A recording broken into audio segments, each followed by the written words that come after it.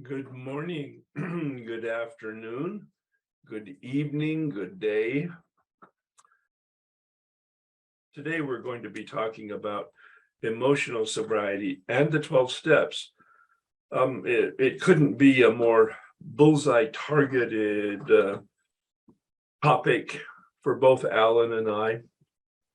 Absolutely connected to and our favorite topics. So if you've heard us before, you haven't heard what we're going to say today because we haven't. Yeah, and that's how it goes each time. We'll be here. We're scheduled from West Coast time. I'm in Los Angeles from 9 to 1 o'clock, 9 here in the morning to 1 in the afternoon.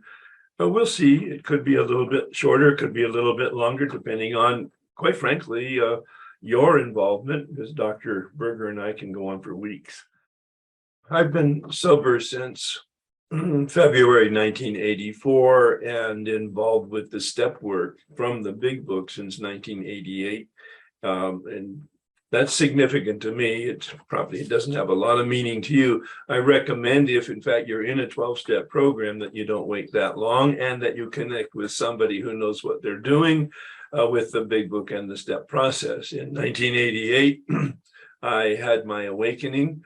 And it's been progressive since then, incremental. I could go back and give you the markers on it and explain exactly what happened in the process, but that's a story for a different day.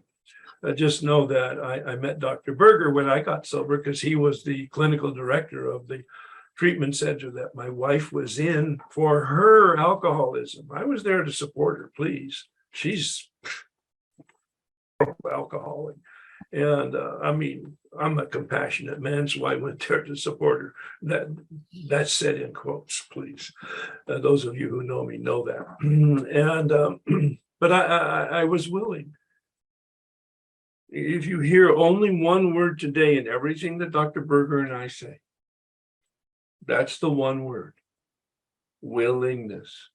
And he and I, Dr. Berger and I, have become really connected to that word. Now, it's one of the key words in the big book. We'll go there in a little bit. But this here, that sort of incremental, kind of subtle openness of mind and heart to cooperate a little bit with what's being presented because something's amiss with ourselves. That's what we're talking about today. Something's uncomfortable, and there's a process to get comfortable. Dr. Berger was the clinical director and made lots of presentations, did individual and group therapy during that whole time. And I liked who he is and what he had, and I engaged him as my own therapist for quite a long time. And then I introduced him to some of my exposure to broad spirituality, and he took to it like a duck to water, proverbially. So maybe Dr. Berger, you could pick it up from there and introduce, please. My name is Alan Berger, and boy, my journey started back in August of 1971. So over 51 years now. Very fortunate to get some help early on in my life. I was 19 years old. The Marine Corps just started a very special program to help Vietnam combat veterans with their drug problem rather than just discharge them. So I'll be forever grateful for the Commandant signing that into law for the Marine Corps. And literally, I was admitted the third day of the program, and I was the third Marine admitted. Pretty fortunate. 3 is my lucky number. I like that number. It's a good number for me. And it's funny talking about that. One of my dear friends back then was Tom Catton. He just passed away on Monday. So you'll kind of sense in my mood today, I feel melancholy today. And just thinking about the times with him and the great times, as somebody was sharing with me earlier today, is that one way of looking at grief is the sudden feeling of all of the wonderful times you had with that person and feeling the loss of that. Wow, what a great summary of what I'm experiencing right now and what I've witnessed in, when you lost Mary Herb and when we've lost other people that we've been close to in our life. So it's been a remarkable journey. I love Herb. I've fallen in love with you over the years. We've developed an incredible friendship, started out professionally and, has really evolved into a great both collegial partnership and friendship. I mean, it's been remarkable. And I'm just so glad to have somebody joining me in this journey and in sharing the excitement we have about emotional sobriety and that I have about emotional sobriety. I find that it really is the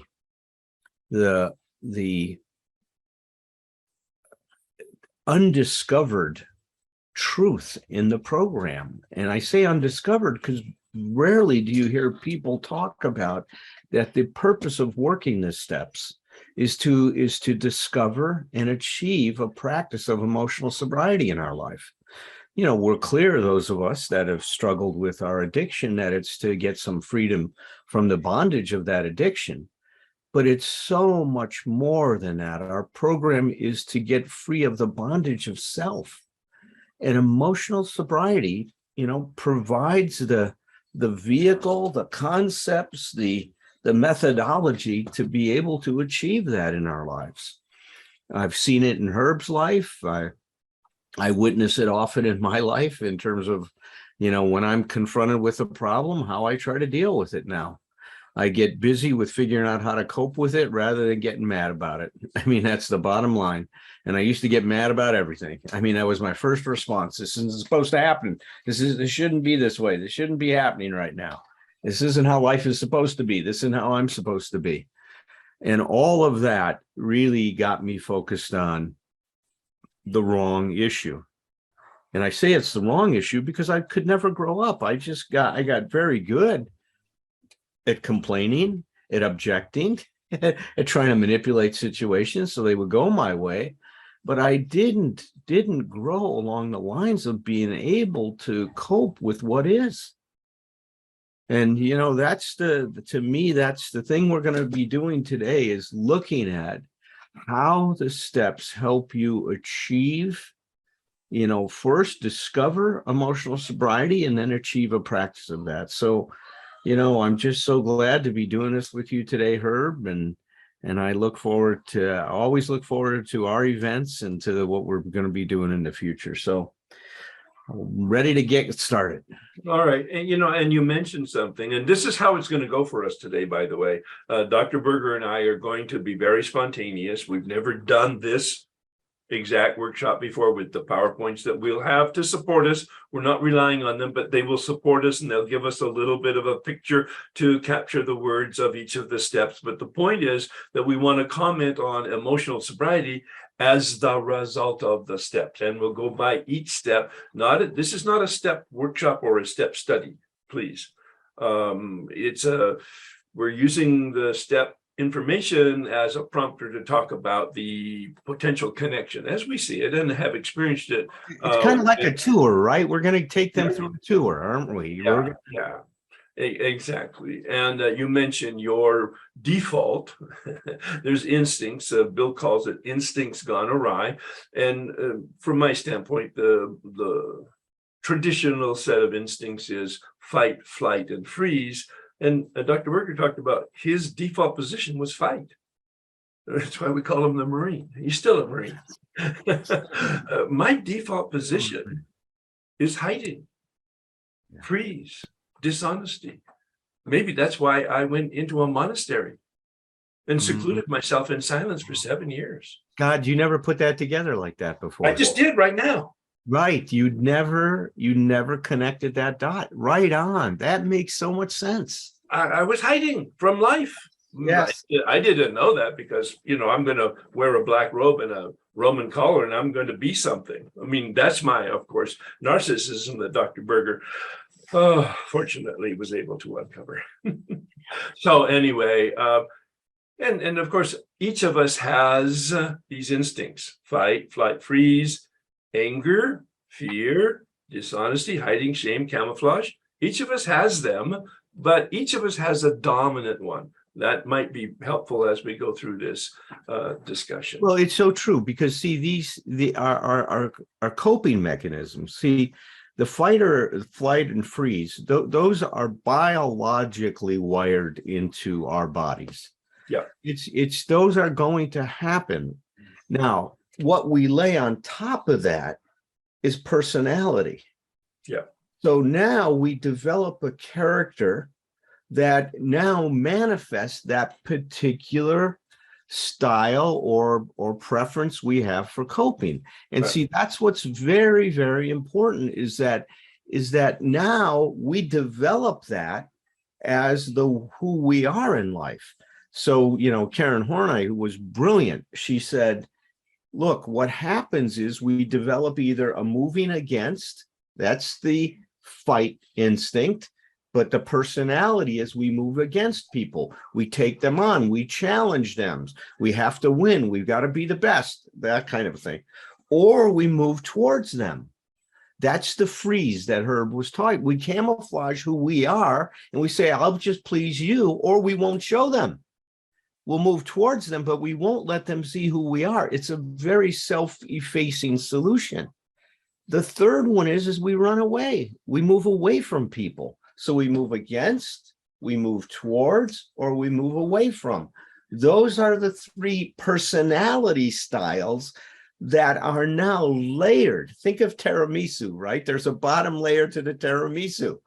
The next layer are those styles that you have, and they're always going to be, if you will, shaped in the form of the expectations of the culture we're in. So it's a fascinating study. And look, this is the exciting thing about this work, because what to me emotional sobriety does, it opens up a very different consciousness for us. Right. We're going to call it today the consciousness of freedom. Nice. That's what we're doing, is we are developing a consciousness that supports our emotional freedom. Instead of looking for people and places and things to liberate us, to make us okay, to help us feel free, we now, with this new consciousness, see that it's our job. That doesn't mean that we are independent. We don't need help from each other. We do. But it's my job to ask for that help, to take the help, to be willing to. Now, the other thing I'd say before we go on, do not confuse willingness as meaning a willingness to do things always. It's a willingness to own and take responsibility. Sometimes my willingness is to own my unwillingness. Right. And you got to understand this is very important. When I own my unwillingness, I am being willing. Right. I'm willing to be completely honest. Right. Right. Right. At least with myself. That's right. And that's where change comes in. We talk about a prerequisite to change is self-acceptance. And that's what self-acceptance looks at. Owning who we are at any given moment. Let me close the door. My dog is complaining here. Hold on. Well, and while he's there, what he's saying about the instincts, that nothing's wrong. This is the way we're built. It's structural. It's both physical and psychological structure. It's the way our body's built. It's the way our brain is built. Our body's built instinctually for these survival mechanisms. Our brain is built structurally for the emotions that come from these instincts. There's nothing wrong. They're both survival. I've not heard you use the word before, but it develops our style. That's exactly right. And there's a particular study, I won't get into it now, a personality study called the Enneagram, Enneagram, Enneea is the not, it's Greek for 9. And there's basically 3 personality styles and 3 variations, and 3 times 3 is 9. If you're interested, you might want to just take at least a superficial look at because it will help you really get a grip on and go deeper into the whole idea of emotional sobriety. Go ahead, Alan. Did you have more comments? No. And it's so any way that you start to look at your personality and how your personality now has been layered on top of these basic instinctual drive, you start to learn about yourself and how you function.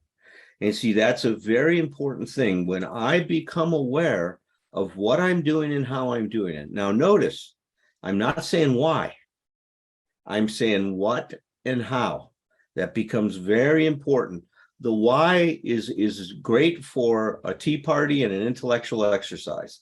The what and the how get to the function and structure of your behavior. And that's what you want to become aware of if you want to make changes. We'll talk more about that later as we go along. And keep in mind, from a historical standpoint, Bill had this awareness in the early 50s. It got manifest in a letter he wrote to somebody to help them with their depression. And that letter itself got published in 1958. Bill entitled the letter, Emotional Sobriety, the Next Frontier. Now, that was very hopeful on his part, but think of the timing. He's 25 years sober. He's just written and published the 12 and 12, which is his commentary on his experience with the step process.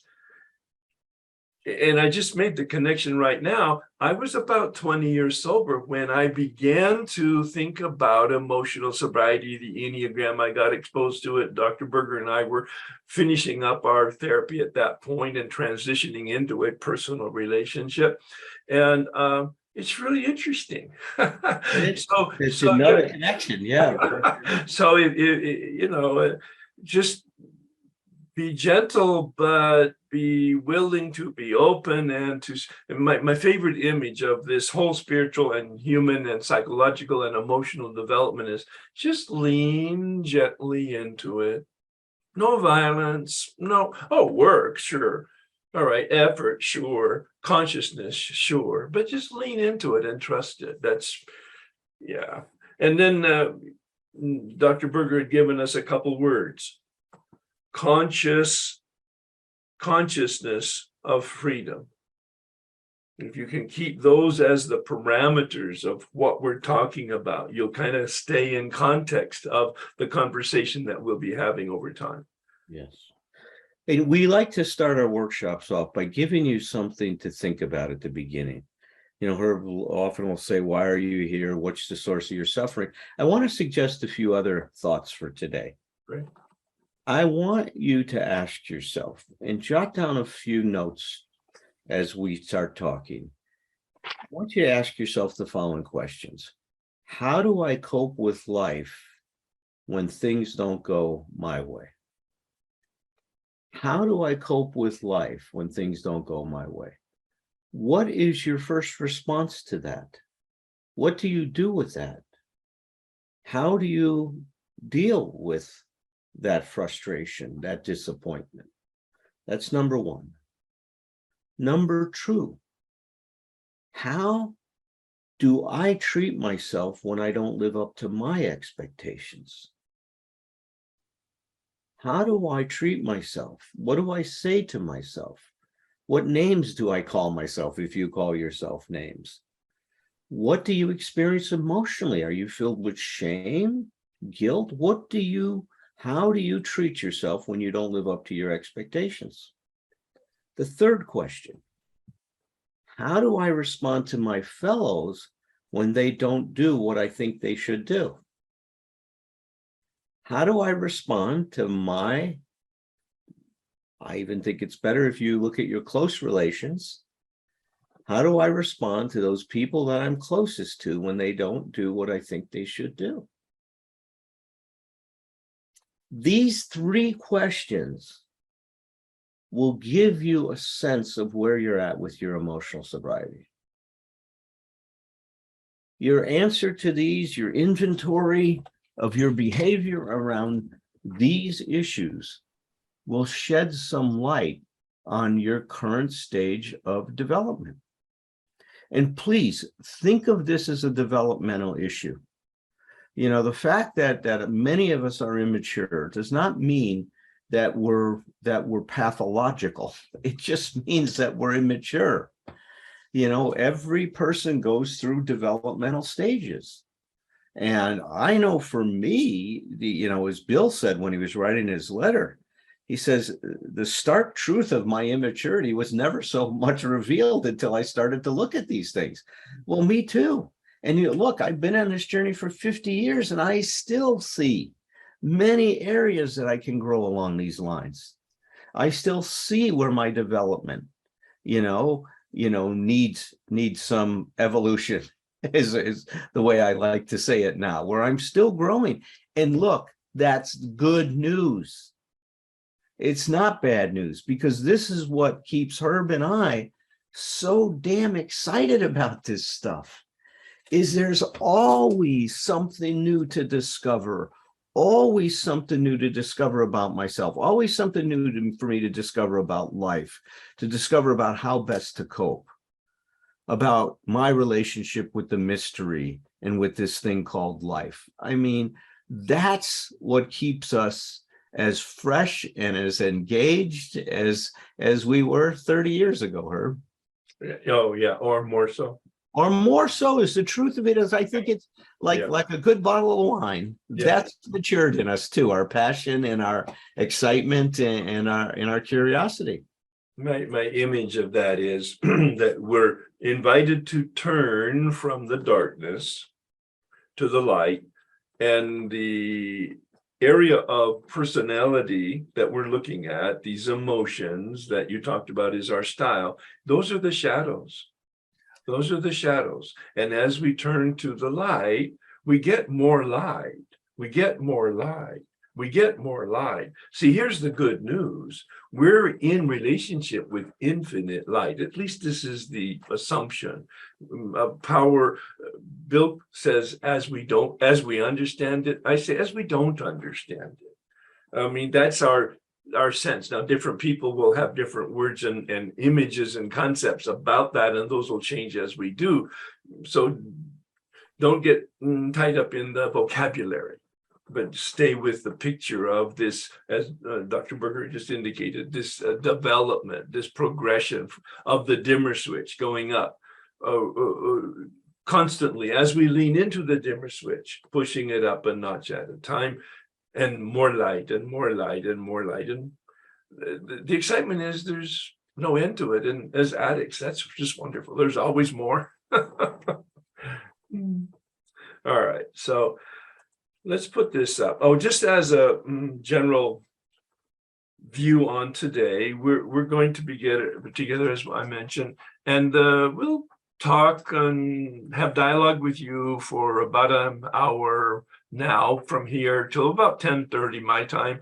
Take a 5-minute break or so, and then we'll regather for another hour or so, depending on everybody's needs and comfort, and eventually we'll bring it to closure right around 1 o'clock. So there'll be a break about 10:30. There'll be a break about noon, earlier or later, depending on us. And this is the journey we're going to take. We don't have a script, as you know, from if you've ever watched Alan and I.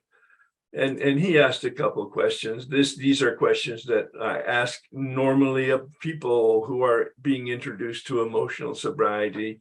It's about contentment and well-being.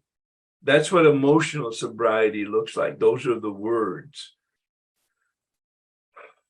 You've heard me, if you've been exposed to talk about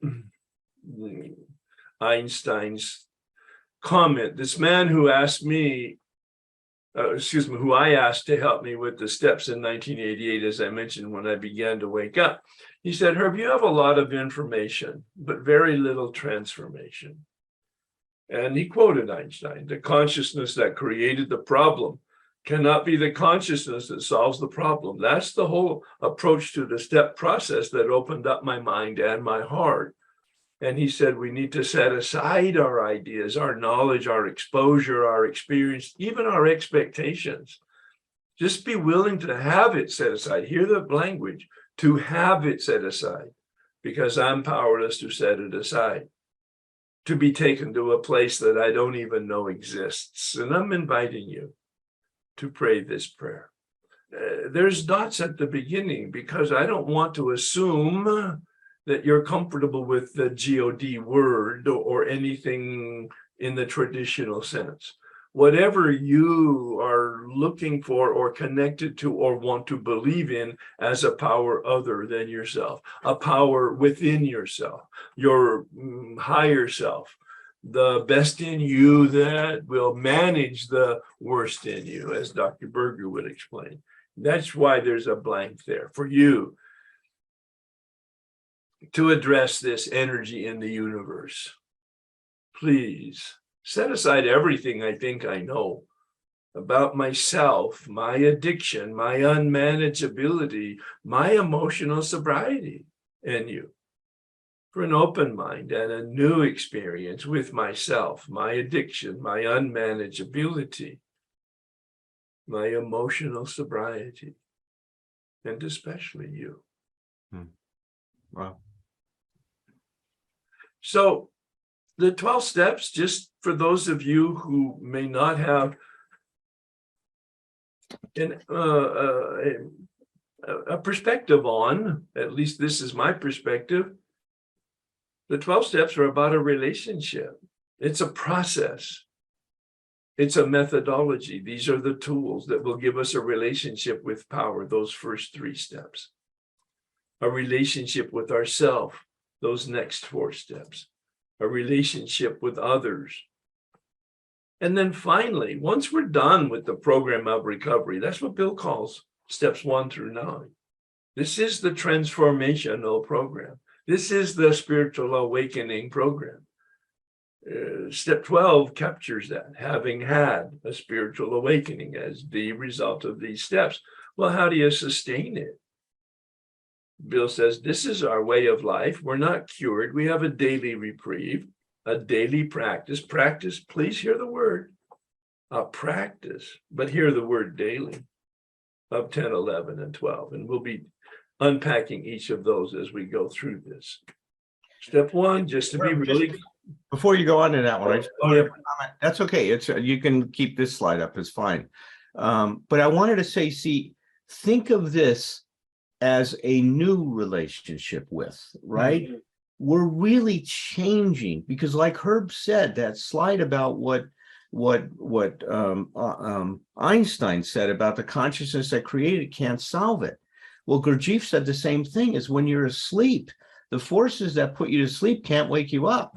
I mean, you've got to have a new experience. The steps are experiential therapy. Yes. And please hear that. Yes. They are not an intellectual therapy. They are not to just be understood. They're to be experienced. And what created the transformation I saw in Herb's life was when he experienced the steps, not when he just looked at the steps, did the steps from an intellectual curiosity, right. When he gave his heart and soul to them. And that he, like he said, he stayed gently pressed up against them at a deep, deep level, at an emotional, soulful level. This is experiential therapy, folks, at its best. Yeah. When we practice these steps in the way that they are suggested, you will have a different experience with power. You will have a different experience with yourself. You will have a much more enlightened relationship with others. And you will now give up the impossible way of life that we've had for a new way of functioning in life that works under any condition. That's the consciousness of freedom that's created here. So go on, Herb. I just wanted to mention. No, yes, absolutely. And just to add to it, the real tools of emotional sobriety are 10, 11, and 12. As you notice, I got physical there. That's sobriety in the best of senses, Bill says at the end of step 9, placed in a position of neutrality. That's physical sobriety. All the rest of it's about emotional sobriety. So let's take a look at step 1. I parsed it so that it emphasizes the 2 parts. The first half, addiction, whatever that means to you. And it may be that you don't have an addiction. I mean, you're here because you are in pursuit of an awakening yourself and also emotional sobriety, and you're not necessarily connected to a 12-step program or an addiction. Please, that's the arms wide open of welcome of the big book. Read the preface to the first edition. Our way of living may have its advantages for all, because Bill had the insight, I'm confident, about unmanageability being the human condition. That's what we're talking about here. We're not talking about addiction. We're talking about the human condition, unmanageability. The problem, Bill says, is that we don't have a choice concerning our addiction, if in fact you have an addiction. Substance or process, only a portion of humanity has that. My speculation is 100% of the human race has unmanageability. What does that look like? Well, Bill gives us the bedevilments on page 52. See if you identify with any one of these and to what extent, as Dr. Berger indicated. You know, it may not be black and white, it may be shades of gray on a scale of 1 to 10. Are you having trouble with personal relationships? Can you control your emotions, those ones that Dr. Berger talked about in terms of instincts? Bill calls them instincts gone awry. Are you in serial suffering?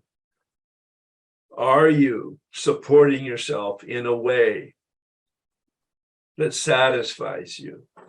I had a wonderful career and reasonable amount of money and success, but I was never satisfied. I'm a deep, dark, bottomless pit. I have a feeling of uselessness. How does that ring your bell? Fear, unhappy. I can't seem to be a real help to other people. When I took it into meditation, it says, nor do you care, Herb. You want the reputation of helping people, but you don't actually want to get your hands dirty. So I'm going to go back now. Dr. Berger, would you like to talk about, I'm going to unshare here. There we go. Step 1 in relationship to emotional sobriety. Well, this is, I think, an incredibly important step. And what makes it so? See, this is what really starts to deconstruct the consciousness that we had before. You see, no one wanted to admit, I didn't want to admit that I was powerless, let alone that I created an unmanageable life. That wasn't a possibility for me. And here, to begin my journey in recovery, I have to face some things, some truths about my life that are very, very hard truths to face. A big pill to swallow, as a lot of people say. That's a lot. And not only do you swallow the big one that you're powerless over something, my God, you know, a Marine being powerless? Are you kidding me? But any man, you know, that doesn't want to admit that. And no person, Bill says, every natural instinct cries out against the admission of powerlessness. Because it's fit with too much anxiety. See, we see as powerless as being helpless.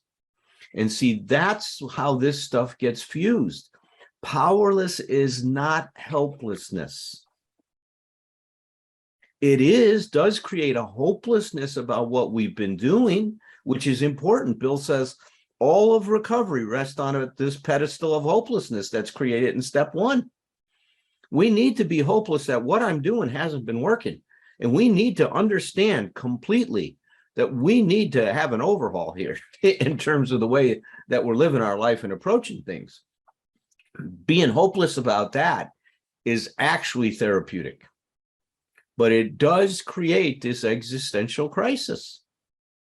And, as we talk about, one way I like to think about the steps is that each step prepares us for the next step by creating a certain kind of an emotional charge. Mhm. Call it a spiritual charge, whatever you want to call it. But there's an energy that builds up that is meant to build. And that energy here is, oh my God, I've made a mess of things and I have no idea how to straighten it out. Well, what am I going to do? That's an existential crisis. I face that I have created the existence that I'm living, and I've created a mess, and I have no idea how to turn things around. That is an important experience, that existential crisis, that existential anxiety, because now it creates a certain charge that prepares us for what's going to happen in step 2. It's the confrontation that allows us to begin to awaken. And I'll go back to 1984.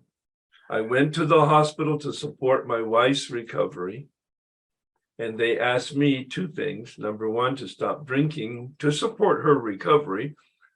She may have told them that I had a drinking problem, but I didn't, and they never mentioned it. But they asked me to stop drinking to support her recovery. There's that willingness. I have no idea, and I certainly wasn't conscious of it at the time, but I was supportive. And so, yes, I quit drinking. That was February 21st, 1984. I haven't even had an inclination since then. That's a grace and a story for a different day. But then they asked me, and this is relevant to what Dr. Berger was just saying, to do an autobiography of my relationship with alcohol. So maybe that's a wonderful journey for you, if you haven't done it, with regard to a source of suffering in your life and or with regard to your emotions.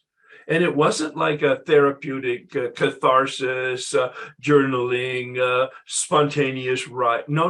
It was none of that. It was bullet point, Herb, just the facts. 12 years old, quart of whiskey, 6-pack of beer, drank it all, got drunk, blacked out, passed out, knee buckling, threw up. All right, you just hear the succinctness of it. There's no dynamic, there's no feeling, it's just the facts. And I did that, but and then I saw some things that I'd never seen before. I was 43 years old when I was doing that. The thing that amazed me is that I'd never seen it. It wasn't the facts that were embarrassing, they were, but that was, no. I was embarrassed that I had never seen it. And then I read it out loud. I mean, most of you have that kind of experience either in the 12-step program and or in the therapeutic process. Reading it out loud, saying it out loud in the witness of somebody else is like transformative, dynamic. I guess that's just the way we're built.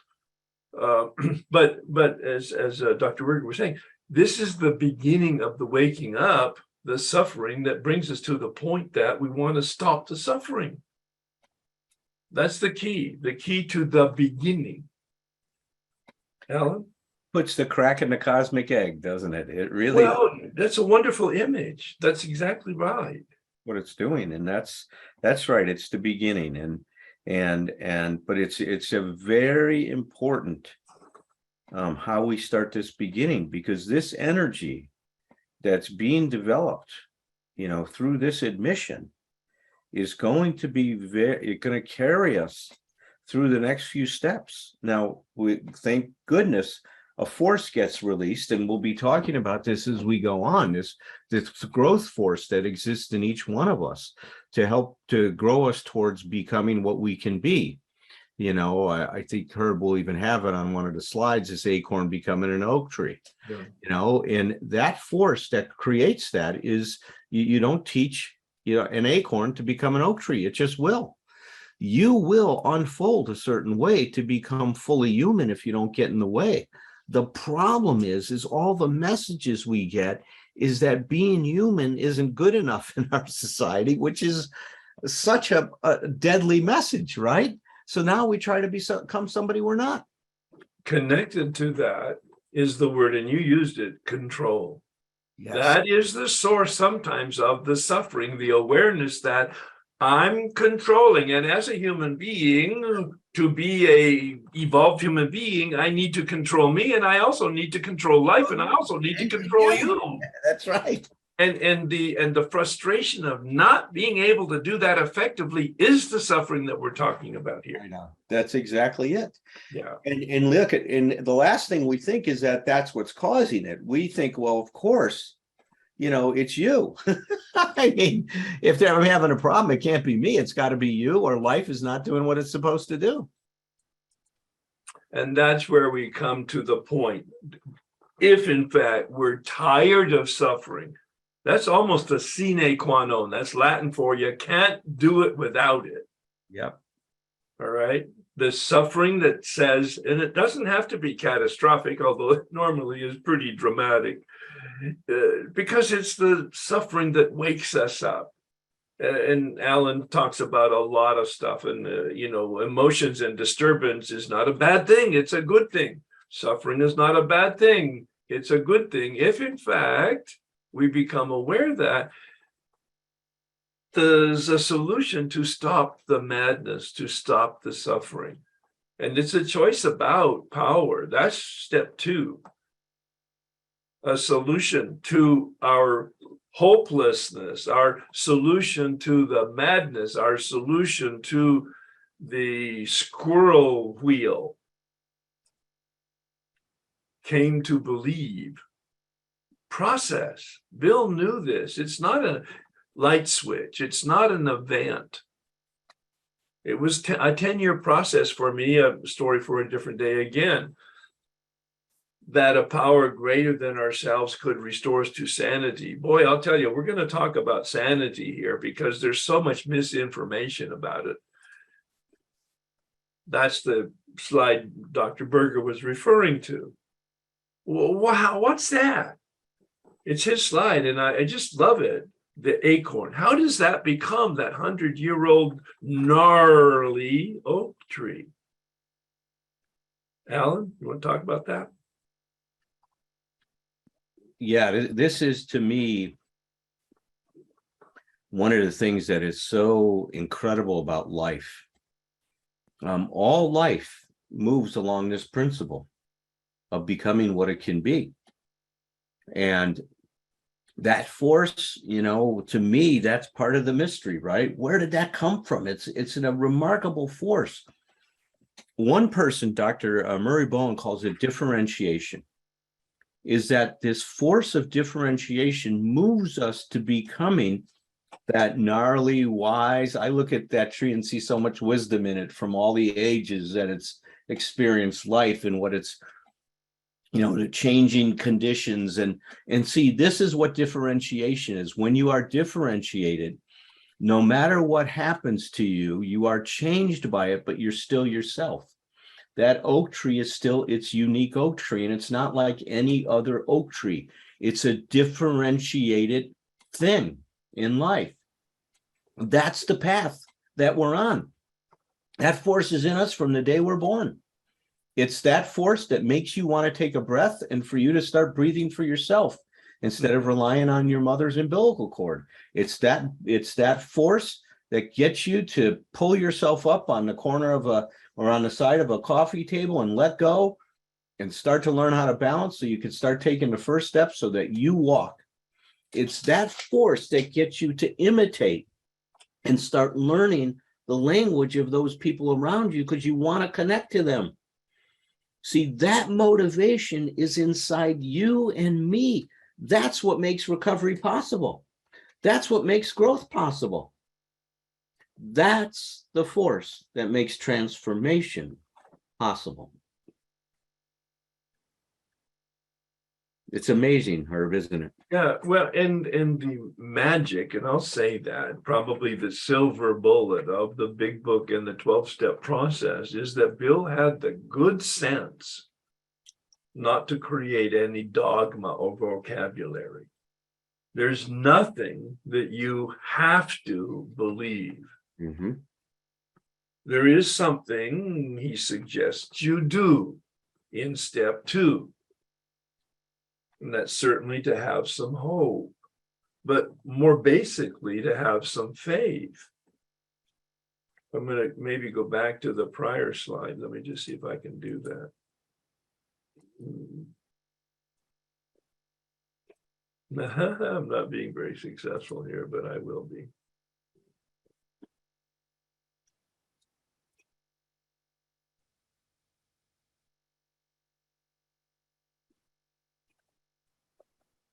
Came to believe that a power greater than ourselves could restore us to sanity. That's a choice. He takes us in chapter 4, in step 2, directly to a very black and white question. And if you have a piece of paper, you might want to note it. I'm not asking you to look at your big book. I think that would be awkward and cumbersome, distracting actually. But on page 53, he says God is or God isn't. But he's not talking about God in the traditional sense. He's saying, as your concept, as your need, as you envision it for yourself,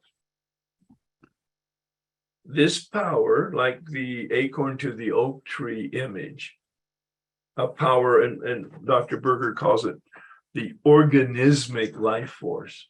I mean, that's ambiguous enough that everybody can adopt it from whatever structure or vocabulary that you want to use.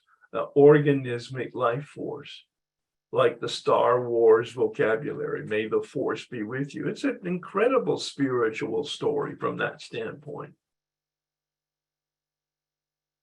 You get to name it. And Gandhi said it. Your concept will change as you do. It's certainly my experience. Your concept. But the key to step 2, the key to a connection to reality as it is, so that you can trust it, connect to it, lean gently into it, reality as it's manifesting, is this choice. That's the word Bill uses on page 53. Yeah. What's your choice? He says, now we're confronted with the question of faith. I see that as an act of my free will.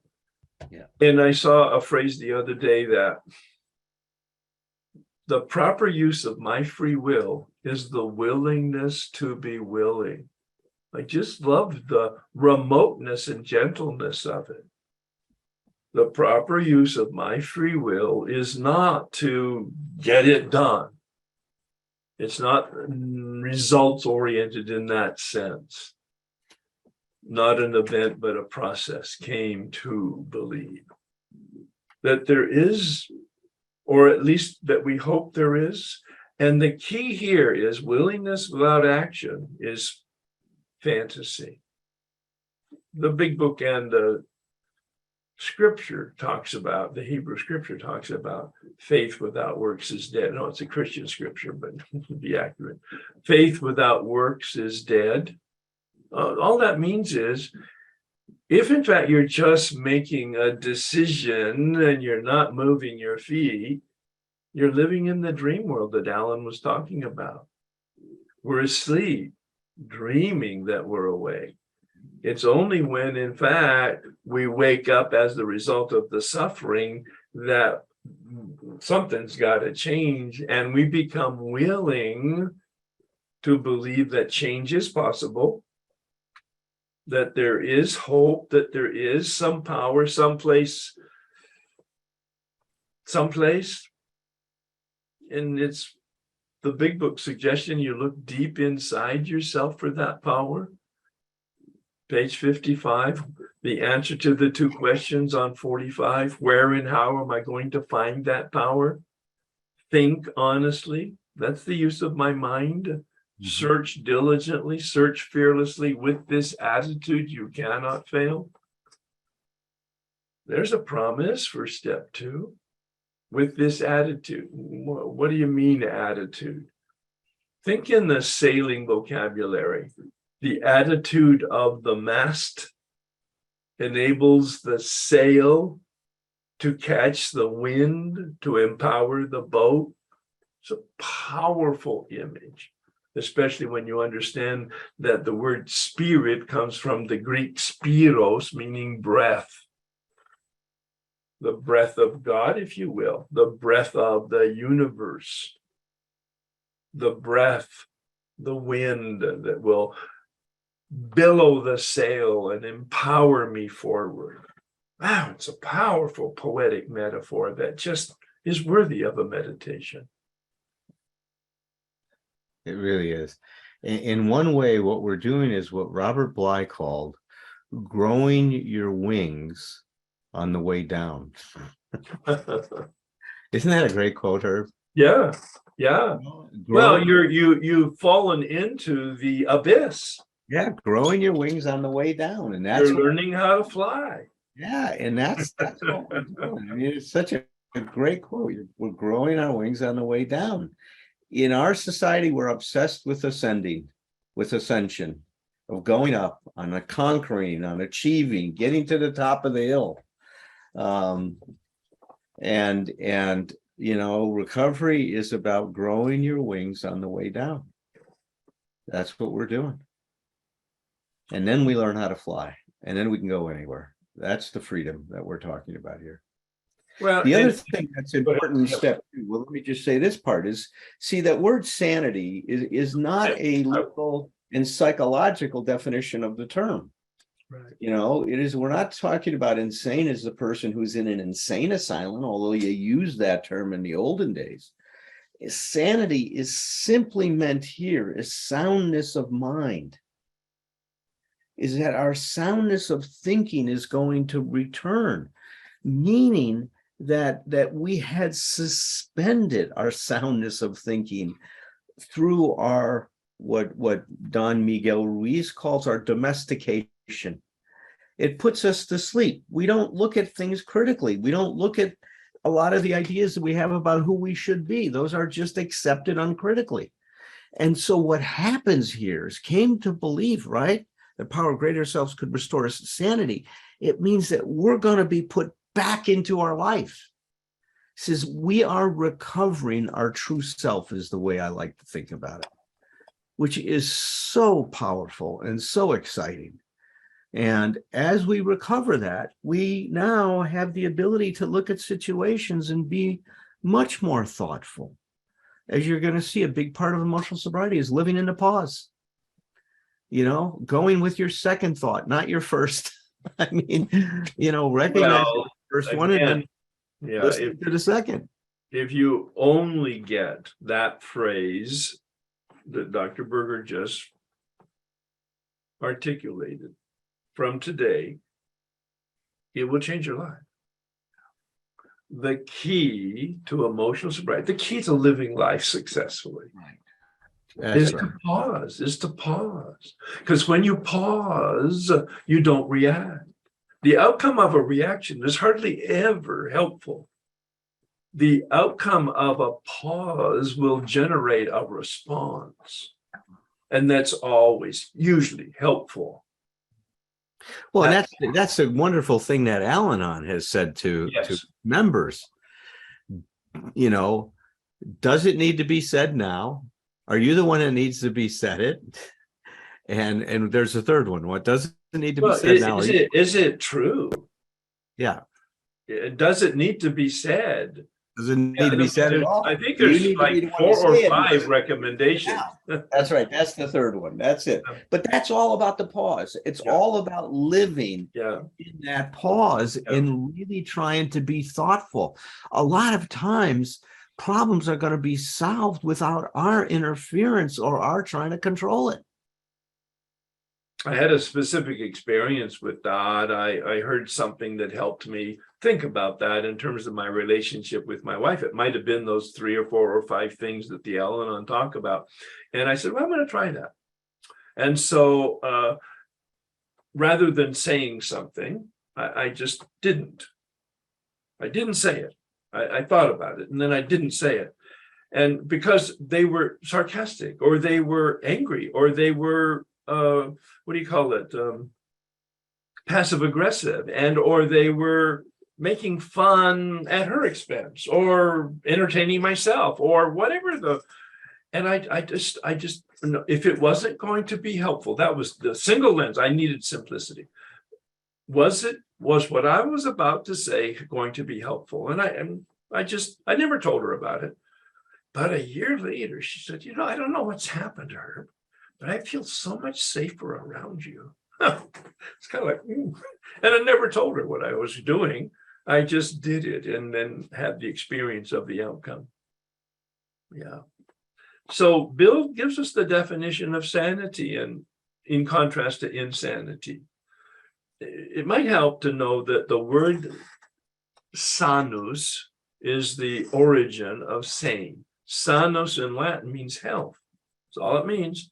And when you put an IN in front of it, it means unhealthy. That's all it means. It does. And you said it, Alan. It's not psychiatric. It's not psychological in the big book. It is in, of course, your psychological textbooks and your DSM. Yes, absolutely. Insanity is in that, but not in the big book. Here it is.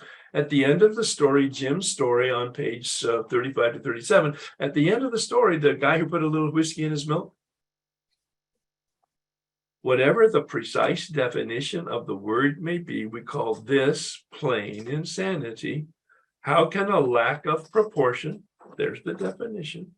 Insanity is only a lack of proportion, a lack of the ability to think straight, healthy thinking. And he's referring to the obsession that is one of the components of addiction. The allergy is the physical component, the body problem. But the real problem, as he says on page 23, is that crux of the problem is the mind. Yeah. All right. We have this peculiar twist. Fred, in the story next to Jim's, calls it the strange mental blank spot. That's my story. The strange mental blank spot. I don't see the train coming. Yeah. An obsession, an idea that hijacks us. We're unconscious of it. It takes possession of it without our permission and without our consciousness. Without our permission and without our consciousness and obsession. And when we get that from our own experience in step one, and then we see restored to sanity, what it means is that my mind's going to work correctly. I'm going to be able to deal with reality as reality is. And at the end of step 9, it says we're placed in a position of neutrality. We're given a shield. I was going to say spiritual shield, and I will. We're given a spiritual shield that protects us from being hijacked by the obsession, because our mind now has been restored to its health. I see the truth about addiction. I see the truth about reality. And that step 10 is, I think, the central tool to emotional sobriety. We'll get there when we get there a little bit later. Any comments, Alan? Oh, I love what you just said. Wonderful. Yeah. So let's take a look then at moving forward, because obviously once step 2 is a choice, then step 3 is a decision. I wonder why Bill uses different words. Well, he likes to use different words. He says that I don't like to use the same word in separate concepts, paragraphs, or sentences. I like different words. But this word, I believe, I give it a connotation. A decision is a choice that's followed by action. Step 3, he says in the big book, is a very important step, and it will have an impact, but it won't have a lasting impact unless followed by action. And it's a decision for a relationship with this power other than ourselves. The big book doesn't say that in the same clear way I'm saying it, But Bill gives us those models of relationship at the end of page 62 and throughout page 63, giving us models of relationships. So step one, as I see it, is I need help. Step two is help's available, all theoretical at that point. Step three, I'm going to take action to have a relationship with the source of help. Comments, Alan? Well, I'll put it in the context that I was talking about before.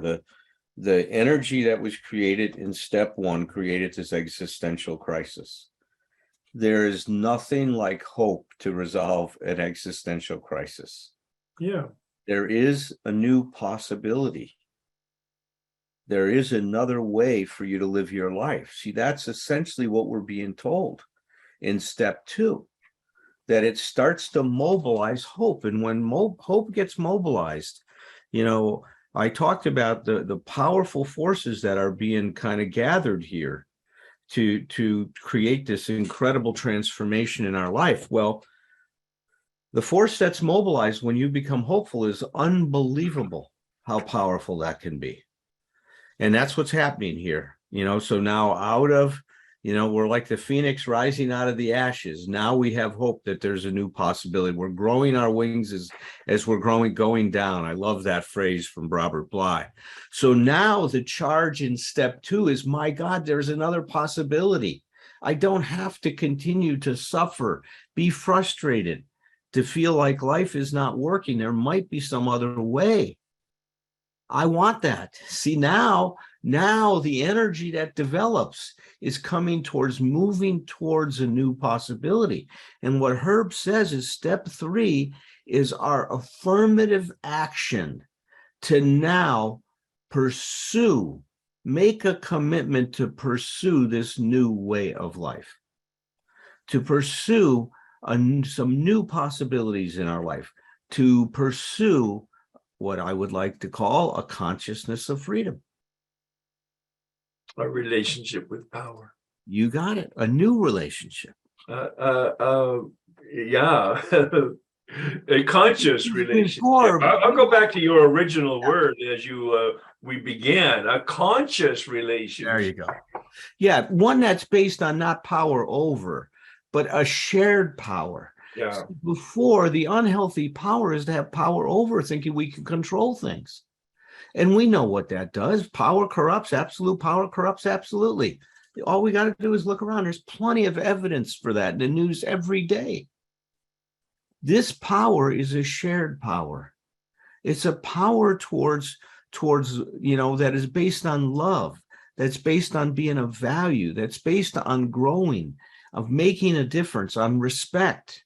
I mean, it's such a different kind of energy. And now in this step, we're turning towards that. We're turning away from all the other stuff. And that's one of the things last Thursday night we talked about, how this decision to turn is to turn both towards and away from. We won't go into the details of that.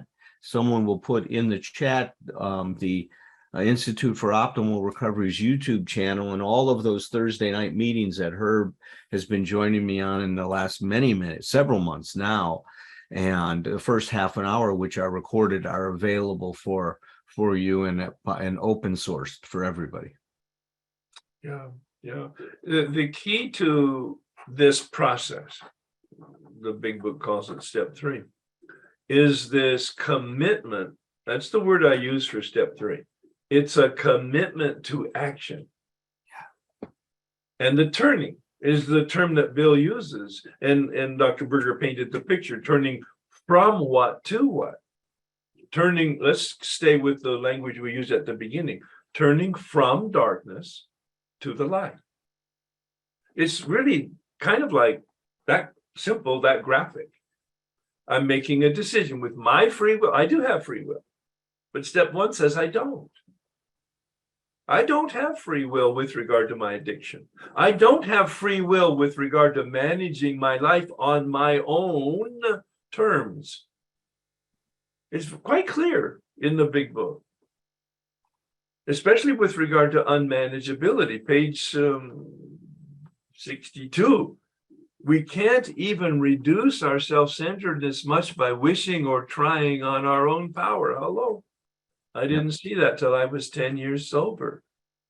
I had been informational junkie, knowledge junkie, power junkie. And then I realized those bedevilments that I illustrated earlier were alive and well in technicolor in my life at 10 years of sobriety. Having had two spiritual awakenings, they were still, I was restless, irritable, and discontent. And that brought me to a new relationship with steps 2 and 3. Up till that point, it was all in my head. I finally understood that it needed to be filtered through my heart and into my feet. Our will and our lives, my decision and my actions. Now, here's the key to step 3, though, to the care of. Please see that as the bullseye understanding of unpacking step 3 and connection to reality. I'm going to use the word reality as the key to unpacking emotional sobriety. Reality as it is, turning it over to the care of. I hear these comments. I understand the spirit of it. It's just, unfortunately, it leads to a passivity. Oh, if you have a car, get out of the driver's seat, let God drive your car. Oh, let God manage your life. That is so wrong from my standpoint. And I don't mean in an evil sense. I just mean in a misunderstanding sense, because it leads to some passivity, at least that would for me. No. Step 3 is a ferocious, I'll use the word, a ferocious act of my free will. I'm going to take some actions that are going to be very contrary to my nature. But I'm going to have faith and hope and trust that there is a force that's going to partner with me in this process. Alan, you want to make any comments No, about that? I think we covered step 3 nicely. So once again, think of the charge that's developing here, right? You know, now I've made a decision to resolve the charge that was created by hope, right? I want to discover this. Now I'm going to commit myself to discover it. That's the new charge. I've made a commitment here. Well, yeah, that's a great phrase. I'm going to commit to discovery. that's right. I'm committing to discover. Yeah. And what are we given? This is the incredible wisdom of the steps. Okay, buddy, make an inventory. Here comes step 4. Right. Now I'm going to give you a specific task that's going to be the first tangible evidence of your commitment. Now hear me. Step 4 is the first tangible evidence. If you want to know where you're at in your commitment, how did you approach step 4? Yeah, because it's not an inventory of your thoughts, your feelings, your beliefs, your actions. No, it is about your actions and your behavior. Maybe we can pause here, Alan, and see if there are people who have questions and or comments that they would like to share. Then we can take a little bit of a break after that. Take a little bit of a break and go into the next potatoes of this inventory and yep, and then we'll take a break and then do the last 3 steps. So let's do that. Let's pause for maybe 10 minutes of questions, and then we'll take a little bit of a break. Yeah. So if people have questions or comments or experiences that are complementary to what we're doing, please don't wander off the path. Then raise your hand through the reaction icon at the bottom. And once we've done that, if there's still time in, we'll ask for people who can't necessarily access the technology of the raised hands to just unmute and introduce themselves. So T, please.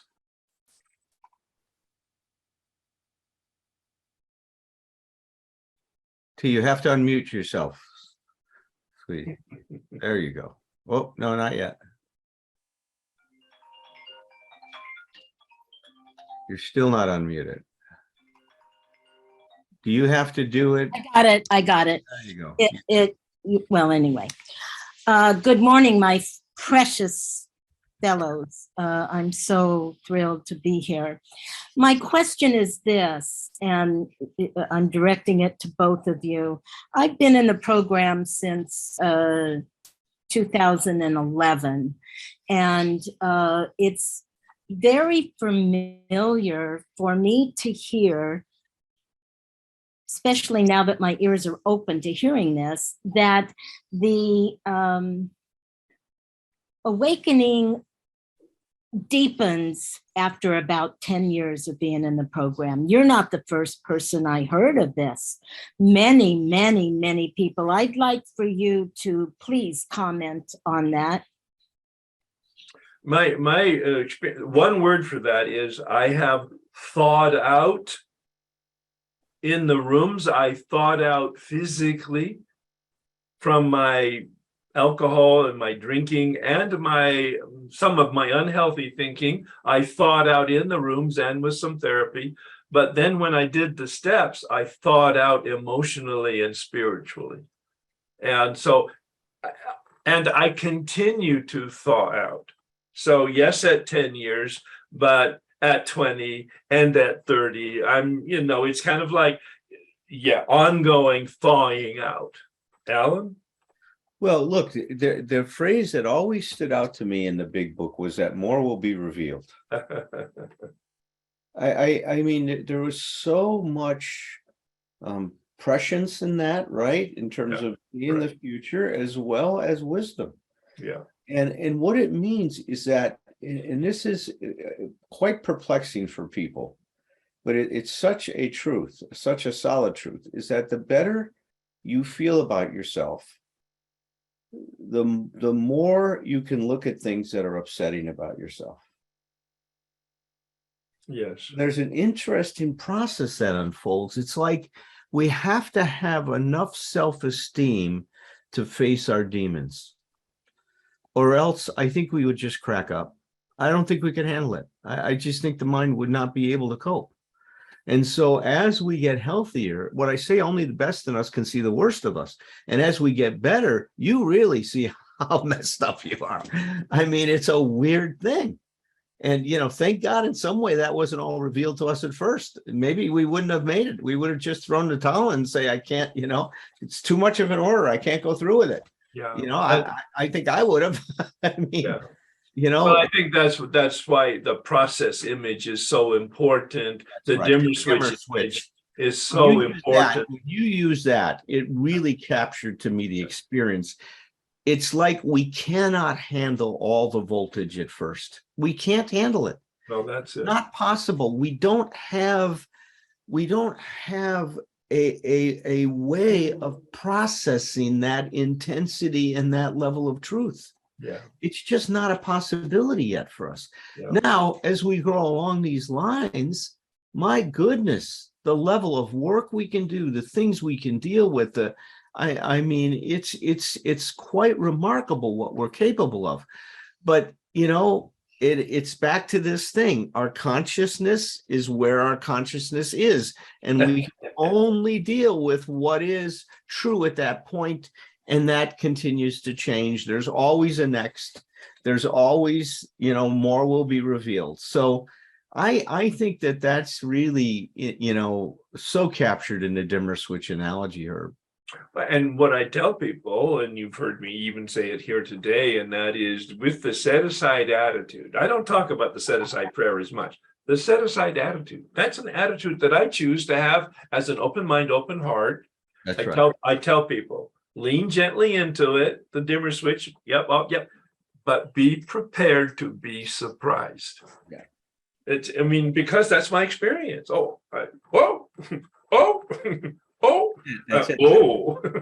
And with that comes really, and I think this is one of the exciting things that I've seen that develops, is our curiosity. Yeah, right. Your curiosity, Herb, has just opened up so many doors for your life and mine. When you told me about, hey, come and follow me on this Richard Ward, Right. to this workshop and stuff. I was so curious. That's what brought me there.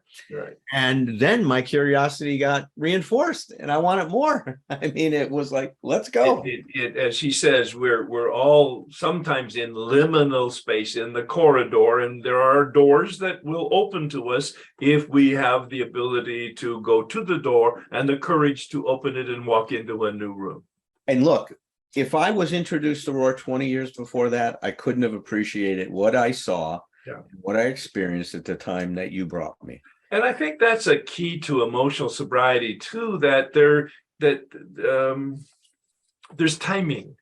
Yes. And it's in the organismic unfolding. Yeah. So this thing cannot be self-willed and arm wrestled. And Bill said that, right? We can't wrest satisfaction. That's right, from life. No. And listen about that. See, people, and this is an argument for doing this work no matter where you're at in your recovery. Right. We are seeing people on Thursday nights now with this workshop that's been going on for a couple of years now, devoted to emotional sobriety.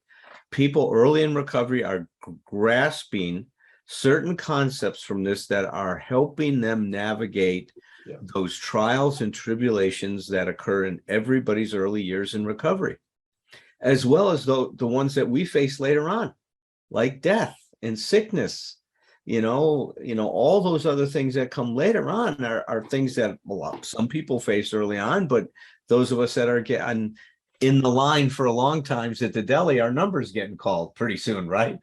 I mean, we're getting closer and closer to getting waited on. And we're seeing all those people ahead of us, get waited on and disappear kind of thing. But all of these tools are incredibly powerful. This stuff, Herb, will testify to this. The way that I plug this into my life today is very different than 20 years ago. And we were very excited about it then. Yes. And we still are, but it's changed. Right. The texture of it has changed. Yeah. The quality of it has changed. It's still similar concepts, but they have a different meaning. And my image of that is that we have a consciousness, and as long as we stay gently pressed up against this methodology of seeking and finding, our consciousness increases. Our consciousness increases. Our consciousness increases. And we're in pursuit of and connection to and in relationship with infinite consciousness. Yeah, right on. That's cool, man. Yeah. All right. Well, was that helpful, T? Yeah, good. Ask us a simple question and we got lots to say. Marcia, ask us what time it is and we'll build a watch for you. We come from Switzerland. Marcia, please. Hi, I actually, everything you said, there was something I wanted to say, so I forget what I originally wanted to say. Oh, I would suggest people make notes so they do remember. Go ahead. So when you said at the beginning, our ferocious, I love that word, act of my will, I have to hear words like that to impact me. Yes. I will have faith and hope and trust to make a discovery. And then what I've changed, I've worked so hard to understand God and what God is. So now I've changed it to the mystery. I think you used that word once and it was like, bingo, that's the word I need. So yes, I do believe in a higher power, and I don't believe in a God, but I believe in the mystery. That helps me. That really helps me to break through. That's wonderful. No, that's good. I hope people heard the phrase of that, because it's just so opens you up to inclusivity. Yes. Yeah, I was trying to get that image of what I see God as out of my mind because it wasn't working. God in the box doesn't work. Right. I like that, God in a box. Yeah, that's great. And Alan, when you talked about the charge, it's so true. I didn't understand how each step helped the next step. And it's amazing how that charge just gets in you. And I think that you have basic ideas, like you were saying, you and her from many years ago, but they've changed a little bit. It's because, and this is what I don't have and I'm frustrated about, you're owning this now. You can get up there without notes, without books, and you can say on page 22, yeah, they talk about discovery or whatever. You own this, and it's different owning it than it is Correct. when a good teacher owns their material. Somebody who's flipping and flopping around, I can't really hear them. Right. So that's really what the difference is, because the actual program is pretty simple. It all comes back to the same thing. Yeah, thanks, Marcia. Very, very well said, Marcia. Yeah, Kathy, please.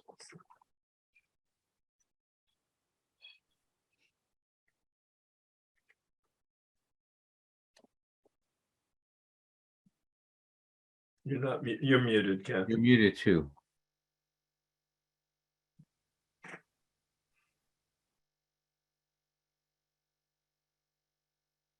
Okay. For some reason, I couldn't mute for a minute.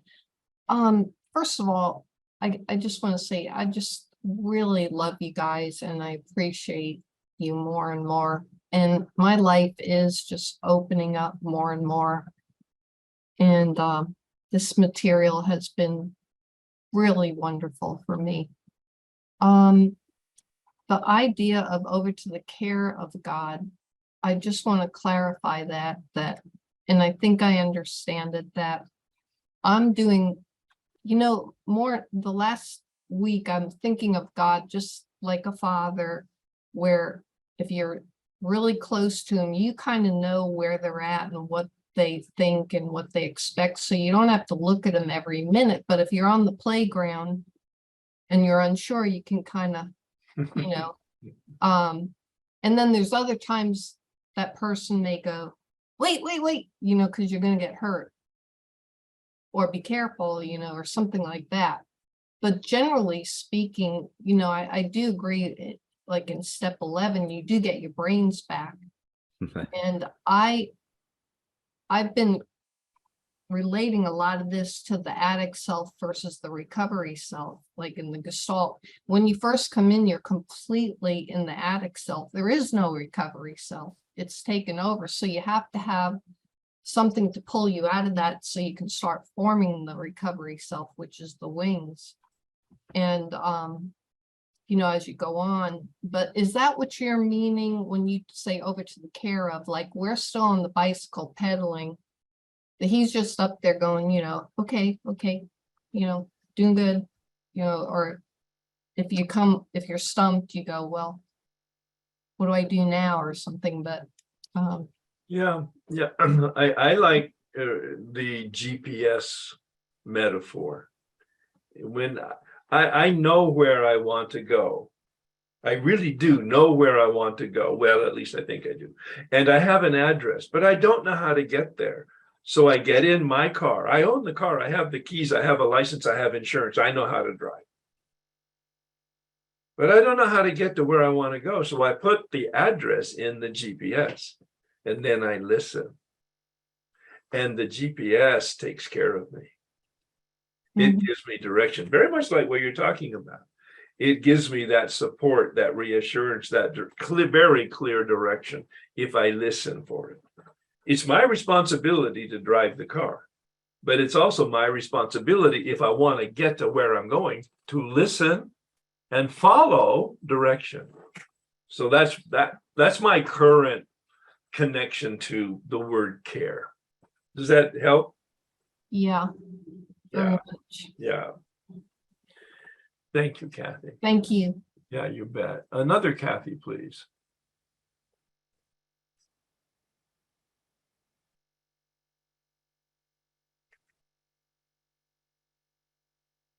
You're muted.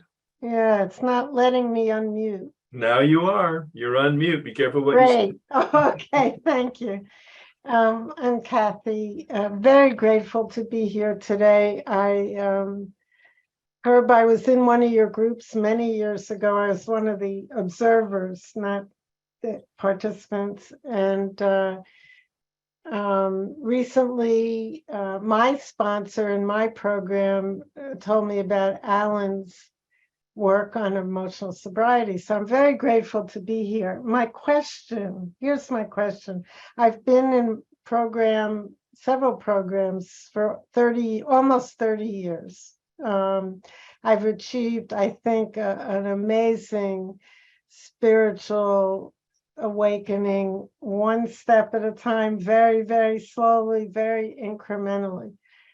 I'm now aware of my age, and I do think fellows that I know who have been in recovery a long time, like I have, we somehow have trouble discerning or taking apart what's natural maturation over the life course and what's due to working the 12 steps. And that's probably an academic question we don't need to answer. But I am curious how, because both of you are around my age, I suspect, and how does the seeing the end in sight, like your deli number is up, how do you think that affects how you work the steps today? Because I think it's affecting me in probably a very positive way. Yeah. Yeah, Ellen?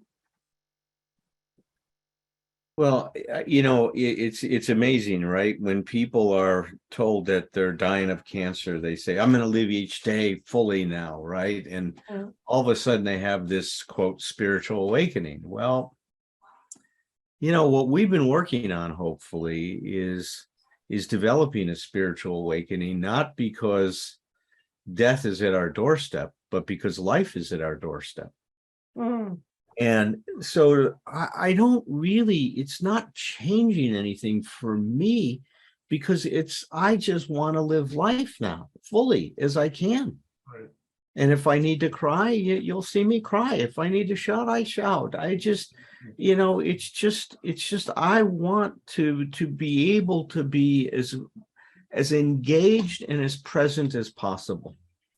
And it's not because, life is limited. It's just because I love being fully engaged and present. I mean, so that's where it is for me today. Yeah, I use the St. Francis prayer at the end of my workshops, but I changed it within the last year only because I became very conscious of the end of the St. Francis prayer talks about eternal life. I'm not interested in what happens after death. I'm just not interested. As my own spiritual director said, Herb, there won't be much of you there. If there is a there. So I changed it to focus on this life, awaken to this life. And because that's been my experience. And so I just stay gently pressed up against it, attempting to be conscious and to contribute to the extent that I can. And because of the approximation of the end, of course, then I'm thinking about, so what's the legacy? What can I contribute that will have some value to people that come after me? And so that may be a helpful question. Yeah. Thank you. Thank you so much, Kathy. We're going to take another 5 minutes worth of questions, and then we're going to take a break. Paul? Good morning, guys. Great to see Paul. you. I love that discussion. I love what you said, that a decision is choice followed by action, and that's so important. When I was new to AA, they said that you work step 1 and 2 on the street, and coming into the program, it's followed by action. And I heard you helped me a lot a number of years ago. I was over 30 years sober and telling you how agnostic I felt. And that's when you first mentioned to me the ferocious notion, because I was confusing passivity with acceptance. It's like, what am I, just like a paper boat? And you talked about the ferociousness, and I had the image, and I still have it in those World War II movies, when on the submarine, when it's taken on water, they have those huge valves that are almost as big as they are. And these guys are, like, to save their life, turning those huge wheels to shut the water off. And that's really what struck me. It's like, it's going to have to be followed by fierce, intense action. And you said that God either is or he isn't. And if the answer is yes, I have to act as though the yes matters. And that transformed my life, because it's like, I got to do something. Yeah. For so much of my life, it's like I'm waiting for the comet or the airplane with the banner, and I had to do something. There's no sign. I have to decide, but doing that is a magical thing. So thanks. The other quick thing I wanted to say is, if I'm going to say something, is it true? Is it kind? And is it necessary? All three things. And sometimes I only get about one of them, and it doesn't go as well. But great to see you guys. I love you guys a bunch. I welcome your comments, please. Thanks, Paul. Alan, any comment? I think you said it all, Paul. Yeah, it was really clear, You made Paul. a statement, not a question. Yeah. Right on. All I'd say is right on, Paul. Yeah, that's right, exactly. Judy, please. This is fabulous. Thank you, fellows. It's really wonderful. I loved your analogy about being in the deli line.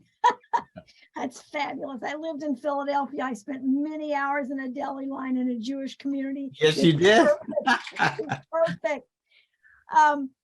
Gosh, being a wordsmith, I know, I'm not sure about you, Dr. Berger, but I know that Herb is a wordsmith like Bill W. was, but the words have struck me today about the nuances of the different words. And I know that I in my meditation this morning, I was thinking about the difference between resignation and acceptance. And and I think, golly, it hit me like a frying pan. Yeah. I've spent a lot of my life in miserable resignation. Yes. Right. Rather than having the mind that says accept it. Yeah. And then I also like the word that the passivity versus passion. Yeah. Nice. Because this program that I am submitting myself to right now, which is sometimes very uncomfortable. It's like drinking Drano and having all this muck come up. I have to accept, but I also have to follow my acceptance with a passion. Yeah. To discover the clean conduit, the conscious contact with power. Mhm. That's an image, though, that clean conduit. That's the image of emotional sobriety. We're dealing with keeping the conduit clean. Go ahead, Judy. Thank you.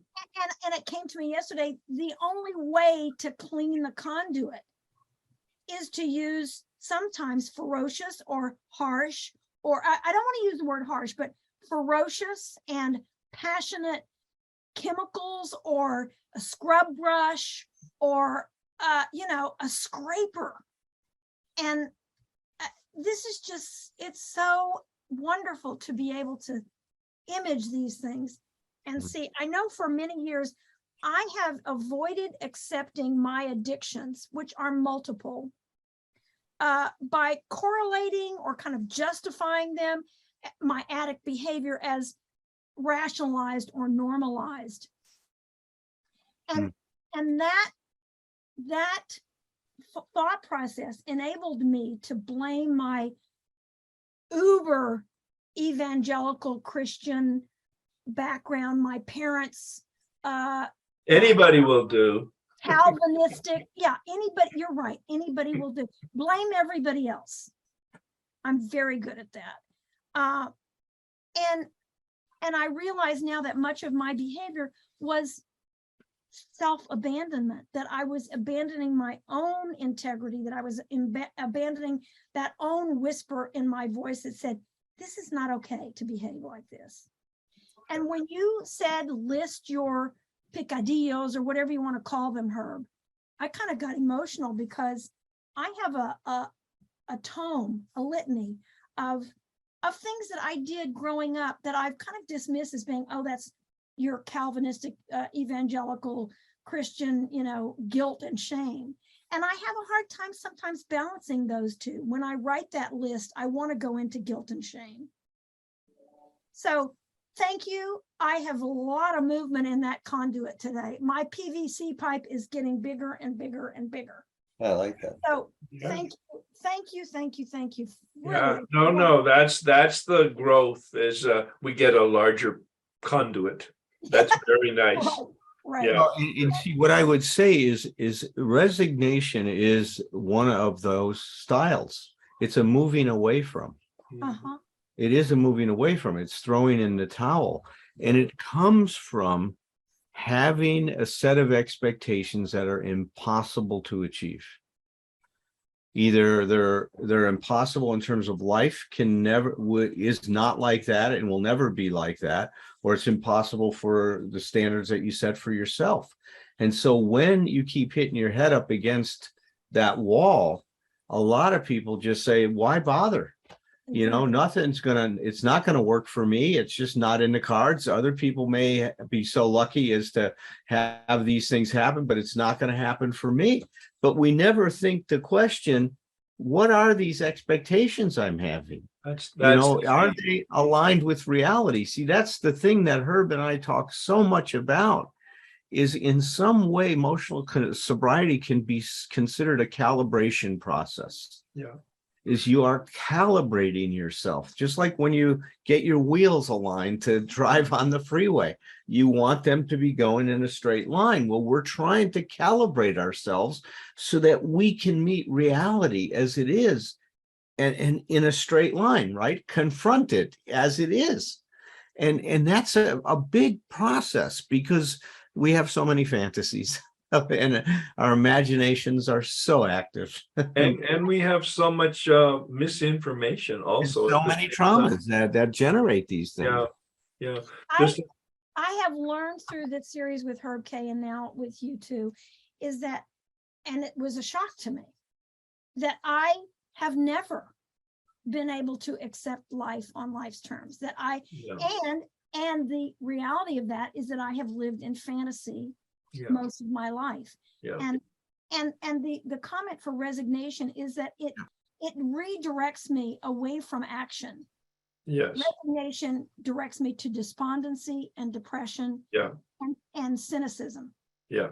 Yeah. Dr. Definitely Tebow is the wrong end of the dimmer switch. It is going to the darkness. It is Dr. Tebow, a psychiatrist that was connected to Bill Wilson in early recovery, wrote a paper on compliance versus surrender. And it's the same kind of concept that you're talking about. Yeah. We're going to stop here and continue in a minute, trying to deal with this bondage, not of addiction, but of unmanageability, this bedevilments that put us in jail as the perennial victim. And so we're going to take, let's do at least 5 minutes. I'll come back. Alan, if you want more than that, just come back when you can or do, and we'll pick it up. The people whose hands up, keep them up on the participation screen. We'll call on you in the order of your hands up in the next pause. But right now we're going to pause, and I'll be back in about 5 minutes, and we'll start probably certainly in 10 minutes when we're all back together. I don't know how to, maybe this is, there we go. I'm going to go dark.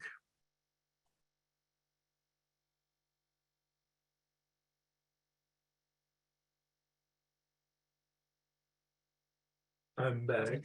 We'll wait for Dr. Berger to come back and join us. Meanwhile, I'm welcome any comments or questions. If you want to ask them, Janet, and you want Dr. Berger, you can wait until he comes back, or you can ask me and we'll chat about it. Janet was next up. Hi, everybody. It's Janet here, and thank you so much for doing this, Herb. And I know Alan's not there right now, but I really have such better appreciation as more will be revealed the way you talked about it. Because I realize that I can be really impatient. That's not one of my strong suits that I work on a daily basis.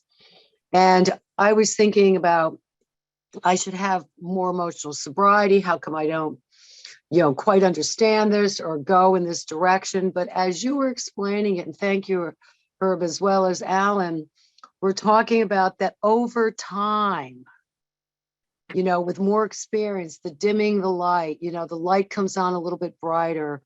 Life, I can experience more things and to handle them differently as I have more, age years as well as more sobriety years. Yeah. So I have a whole different understanding. And the other thing that I just wanted to say is, I've been saying, rather than the God of my understanding, which, to tell you the truth, I don't know if I really understand God, but I don't have to. But what I just have a lot of faith and hope. But what I've been saying now is the God of my experience, because I can experience God in so many ways now that I never did before. And I mean the little things, the things that really aren't these, huge godlike experiences. But boy, has that brought me closer to my higher power when I can appreciate those little things. So this is more of the direction that I'm going in with the experience that I have God in my life. And as you said, God is either everything or nothing. And boy, do I have a much better sense of that now with the experience of living one day at a time. So this has been a really wonderful, wonderful workshop so far, and thank you. You're welcome very much. And it's the big book and Bill Wilson who had that insight. God is everything or God is nothing. I mean, that's a mystical insight. I mean, it's profound, way beyond his training and or knowledge at that time. He was not trained or educated in liberal arts or philosophy or theology or comparative religion. He just had his experience. And to say God is everything or there is no God is this understanding the real nature of it. And you use that term. I don't understand it. That's correct. And I like the phrase. I twist it a little bit. It's not God as I understand God. It's God as I don't understand God. and so whatever this reality is, if it is, it's infinite, and our box is finite. So we cannot put the ocean in a bucket. So I like that. I don't understand it, but I can lean into it. I can embrace it. I can just gently embrace, as you just said, and I love it. It's my experience so far. Yeah. Mm-hmm. Okay, great. Thank you. Thanks, Janet, so much. Nellie, please.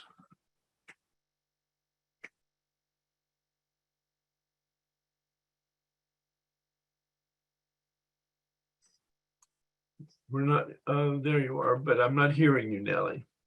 I think you should move on, Herb, and maybe go back to her later. Okay. Nellie, try to come back. Your technology was challenged. Terry, please.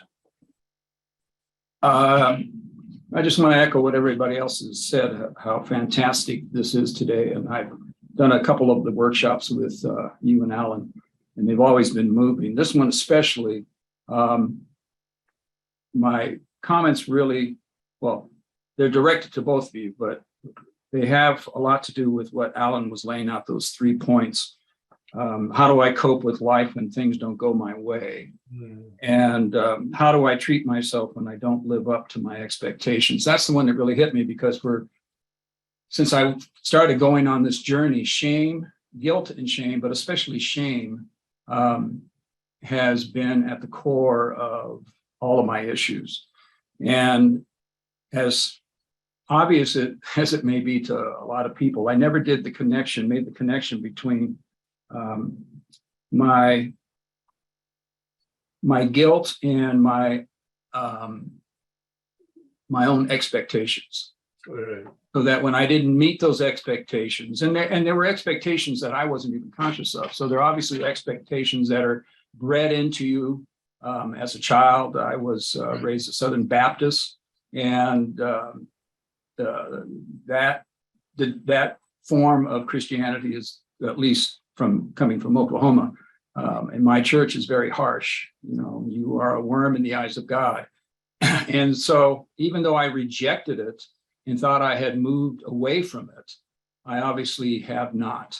And so I was just hoping if there's any comments that you or Dr. Allen comes back before we are finished here about that connection between our own expectations and when we don't meet them, the shame because guilt is, for me, guilt is something that's easier to deal with. You recognize you've done something, you apologize for it, and you make amends and you move on. Right. No, guilt is about behavior. But shame is much deeper. It's about my very being. And you're right, we absorb it. We don't know that we're absorbing it, but we absorb it in almost our cellular structure.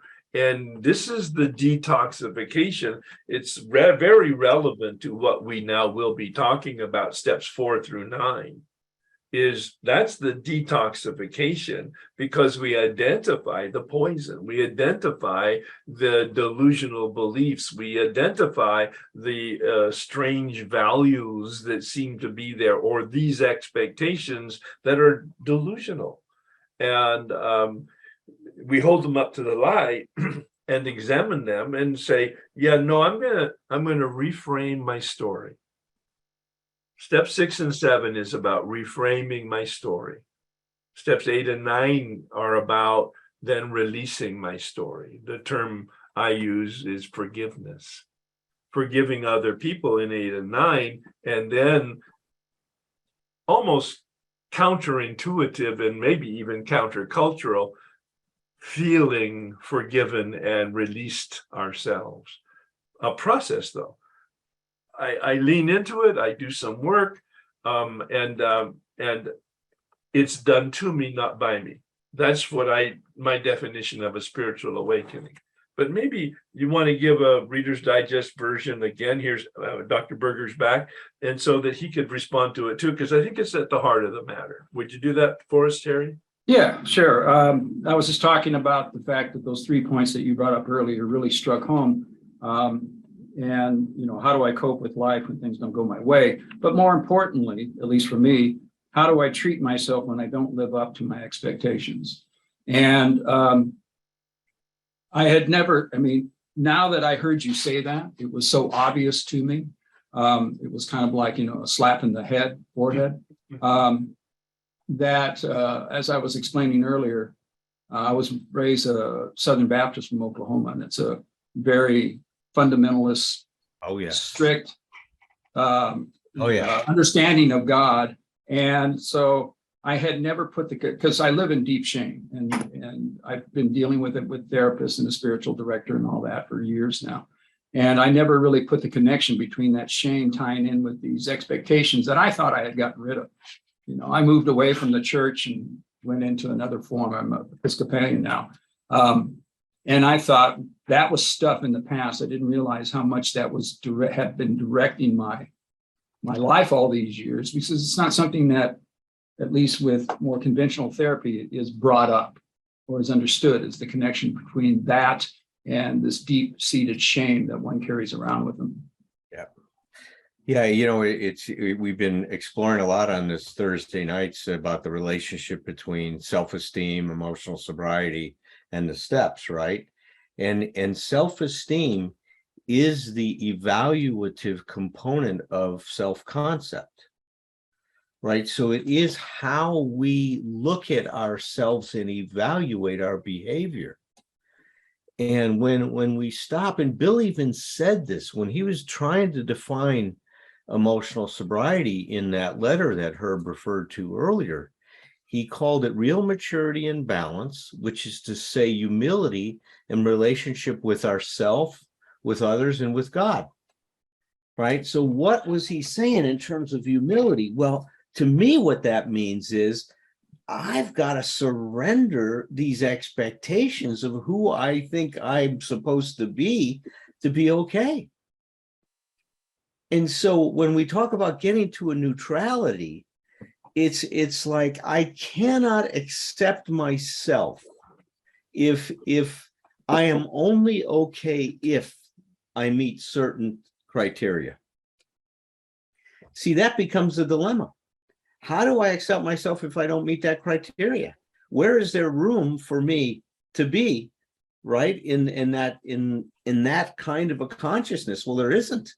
And see, that becomes a problem. Now we're not, and this is what Nathaniel Brandon, an expert on self-esteem, said. He says, this is not making okay shitty behavior. I mean, accepting yourself does not mean that you are accepting behavior that's unacceptable. You are, when you accept yourself, you means this is who I am at this moment. It doesn't mean I don't want to change it. Doesn't mean I don't want to evolve this. You know, Herb was referring to this earlier when he talked about the willingness. If I say I'm unwilling, it doesn't mean I don't want to become willing. It just means that I'm not going to get to willingness until I own my unwillingness. If I want everything my way and I demand that from people, until I face that, I'm not going to change my demanding behavior. Well, and that's the whole point of this next section that we're going into, which is steps 4 through 9, is to take a look at identifying that and then evaluating, is it healthy or is it not healthy? And what can I change? What do I need to change? Yeah, exactly. That's a way to think of it. I was just going to say before we move on, I don't want to take up too much stuff this time. I think what the two of you just said really kind of struck another nerve, which is the first thing we have to do is identify these expectations, and especially if they're so grounded, you know, they're like core of your being, that you don't even realize you have these expectations, because it's something that has been a part of your childhood, part of your growing up, part of your, in this sense, social connections through church or whatever it happens to be. And I think that's been the biggest problem, is what are those expectations? That's right. Well, I saw one of them just now, Terry. It probably happened so subtly that you didn't notice it. So when you started to say, well, I know we need to move on, I don't want to take up more time, the truth would have been, I know we have to move on, I want to take up more time. No, the truth is, I want everybody off the site, and I want you. Well, okay, but see, that's the thing. I want to hold you guys captive for a while. Get rid of all these people. But you see, this is where we all try to be so damn reasonable and so nice and wonder, you know, good people, that we deny ourselves. Sure, let's connect into this and we'll try it out. Tara's going to jump in and join that conversation, I guess. I don't know. But you see, I mean, that's what I'm talking about. There was plenty of room for you to say, you know, I just want to hold you guys captive for a little bit longer, because I really want to talk more about this. That's the stuff we're looking at. But let's move on. Thanks, Jerry. Thank you. So that's where, I mean, what a great introduction to where we're going now. And that is in terms of step 4 and through step 9. And we're so going to do a superficial job, please, in terms of the steps, but we're going to try to continue the connection to this emotional sobriety business, made us searching and fearless, moral. That's about values. It's not a contrast to immoral. What are our values? It's not what Terry was talking about. What are our expectations? And Terry he set us up perfectly. He didn't know that. But we have certain genetics. The Russian dolls, of course, live inside of each other, and they are our story. They represent our story. And by osmosis, we pick up the culture from our family. It looks the same on the outside, but on the inside, it's been developmental. Our emotions and experiences, our education and psychology.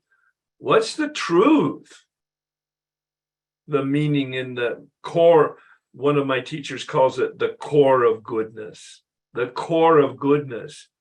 On the outside, it all looks the same. And then we unpack it in step 4. We identify and analyze the root cause, as Bill says in the big book. The root cause, look at page 62. Those 2 paragraphs that describe the exact nature of our problem of unmanageability, self-centeredness. The manifestations are what we look at in inventory, what we talked about, those instincts gone awry, anger turned into resentment, anxiety and fears, inappropriate sexual behavior. And I saw that as about dishonesty and the secrets. And Terry just talked about guilt and shame, guilt being the behavior, shame being the negative feeling we have about our very being. Alan, you want to make any comments about that?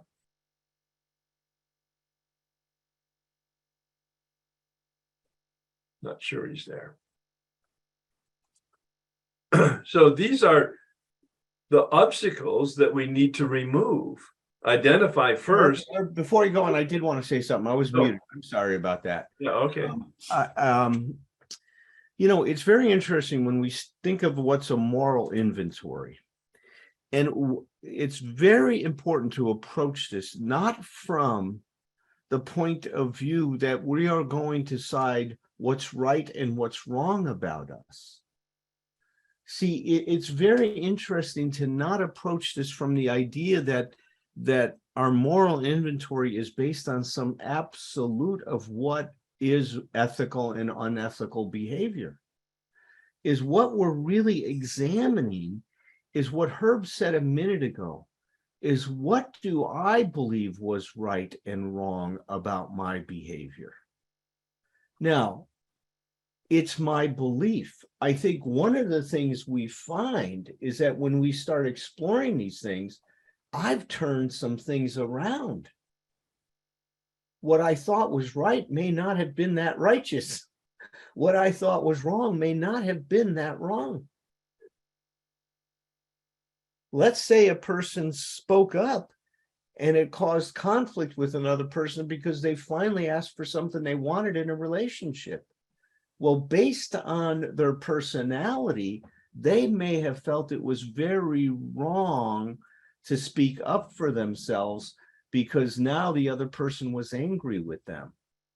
But was that really wrong? See, so when we're making this inventory, right, of our, you know, searching and fearless moral inventory, we're trying to just lay down almost from a phenomenological perspective is this is the way my mind is organized around these ideas.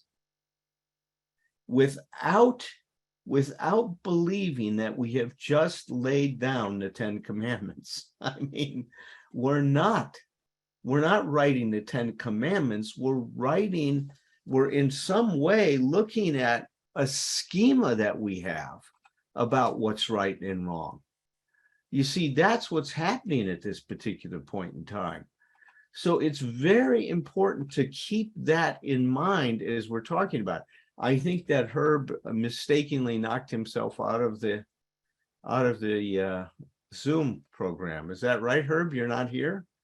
You're probably here in spirit. We all feel your spirit, but you're not here. Oh my God, this is spooky. This is Halloween time, right? Yeah, look at that. Look at Margot. I like that face, Margot. That was a good face. All right, so that's really important to understand that as we're starting to go through this. Now, as I said before, right, step 3 was creating a charge, right? The charge was from step 2, the charge was, I feel hope, like there is a possibility of something new in my life. Now I'm going to affirmative action. I'm going to make a commitment to doing the things I can to realize these new possibilities. First thing is sit down and become more self-aware. Step 4 is an awareness step. It's not a step outlining how great or terrible you are.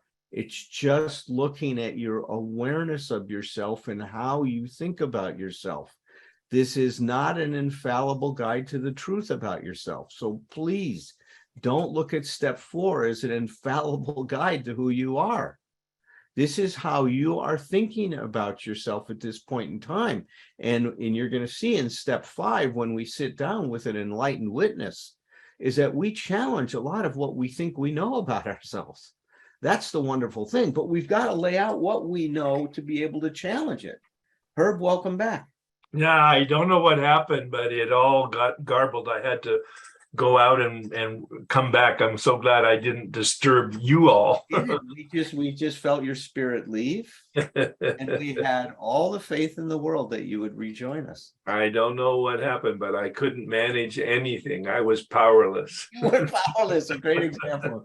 Welcome back. I was just telling them that this is now the new charge, right? That happened in step 3 was this to make this affirmative action, Yes. towards our commitment. And now we're asked to go ahead and do this. So now we're writing all these things down about ourselves. We're taking a look at ourselves. We're increasing. I said this step has to do with awareness, self-awareness. We are increasing our awareness of ourselves, and we're sharing what we think about ourselves. This is not an infallible guide to the truth of who we are. But it's the beginning. It's the beginning of identifying at least the story There you about go. who we are. That's right. That was the breakthrough. It took me 10 years and 3 different journeys through the steps to what I consider to be get the majority of the story unpacked. But the beginning was the first time going through the steps where I saw that I am 100% responsible for my thoughts, my feelings, my actions, and the consequences of my actions. I don't have a part in my resentment. You hear it all the time in the meetings. That those words are not in the big book. The words that I believe are in the big book are, what is your role? My adaptation of that is, what is my responsibility? Well, I don't have a part. I have 100%. Alan, you want to comment on that? No, I agree with that. You see, Yeah. that we're really, I just love the way you said it, is we're looking at our story. Do not believe your story as the truth about who you are. You are on a discovery mission. We're uncovering our beliefs, our attitudes, our expectations, our unenforceable rules, and don't sit and judge yourself, terribly over what you're looking at. That's not the purpose of this step. It's not a step to pass moral judgment on yourself. This is a step to help you become aware. That's what this is. You're not going to show somebody what a bad person you are and pray for forgiveness. No, you're looking at who you are. You're becoming aware of who you are, and with the idea that what you may think that you know about yourself may not be true. Well, and that's not a judgment, but it's an evaluation. Yes. All right. What are my beliefs? Inventory, right? It's an inventory. This is what I have. This is what I have. It's, we don't judge an inventory. There's no, it's not evaluative in right or wrong concept. It's an inventory of what you think is right or wrong about yourself. The resentment inventory allowed me to see the delusional beliefs that I had about I'm the best and I'm unique and I'm exempt. And I could see that those were all just cover stories for my actual feeling, not the reality, but my feeling like I don't fit in and I'm not good enough and I'm not smart enough. So my kind of personality overcompensates. That's just my reaction to attempting to deal with reality as it is. It's a survival reaction. In the sex inventory, primarily the question number 9, as I've named them in the big book, what should I have done instead? I surfaced that I actually had principles that I ignored, and I didn't have some principles that I thought might be helpful to be a decent human being. So I was able to uncover the principles that I had so that I could consciously apply them. And I was able to adopt principles that I felt that would be supplemental to that motivation of becoming a decent human being, because I really was well-intentioned. I was just delusional, deformed, misinformed, all to do with that self-centered root of at least my survival attempts. The key, and Alan talked about it, is beliefs. Yeah. The story that we have. And we both have read Dr. Luskin's book, Forgive for Good, and he talks about unenforceable rules. Oh my God. Again, if that's the only thing that you get out of today, that each of us has a story, and we don't know that we have a story. And in the story, there are certain guidelines and rules for us and everybody else. And our source of suffering is trying to live up to those rules and to have other people live up to our rules. Alan? Well, yes. See, if we went through, one of the protocols that I learned to deal with resentment was from Fritz Perls, the founder of Gestalt therapy, and he said, underlying any resentment is a demand. Is a demand on what the person is supposed to do to make you feel better.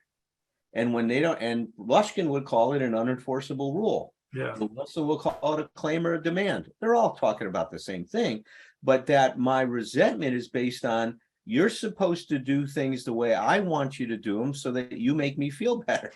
No, we really feel that's the truth. Oh, we do. And it's so, when you say it out loud, it's so outrageous that everything is about us.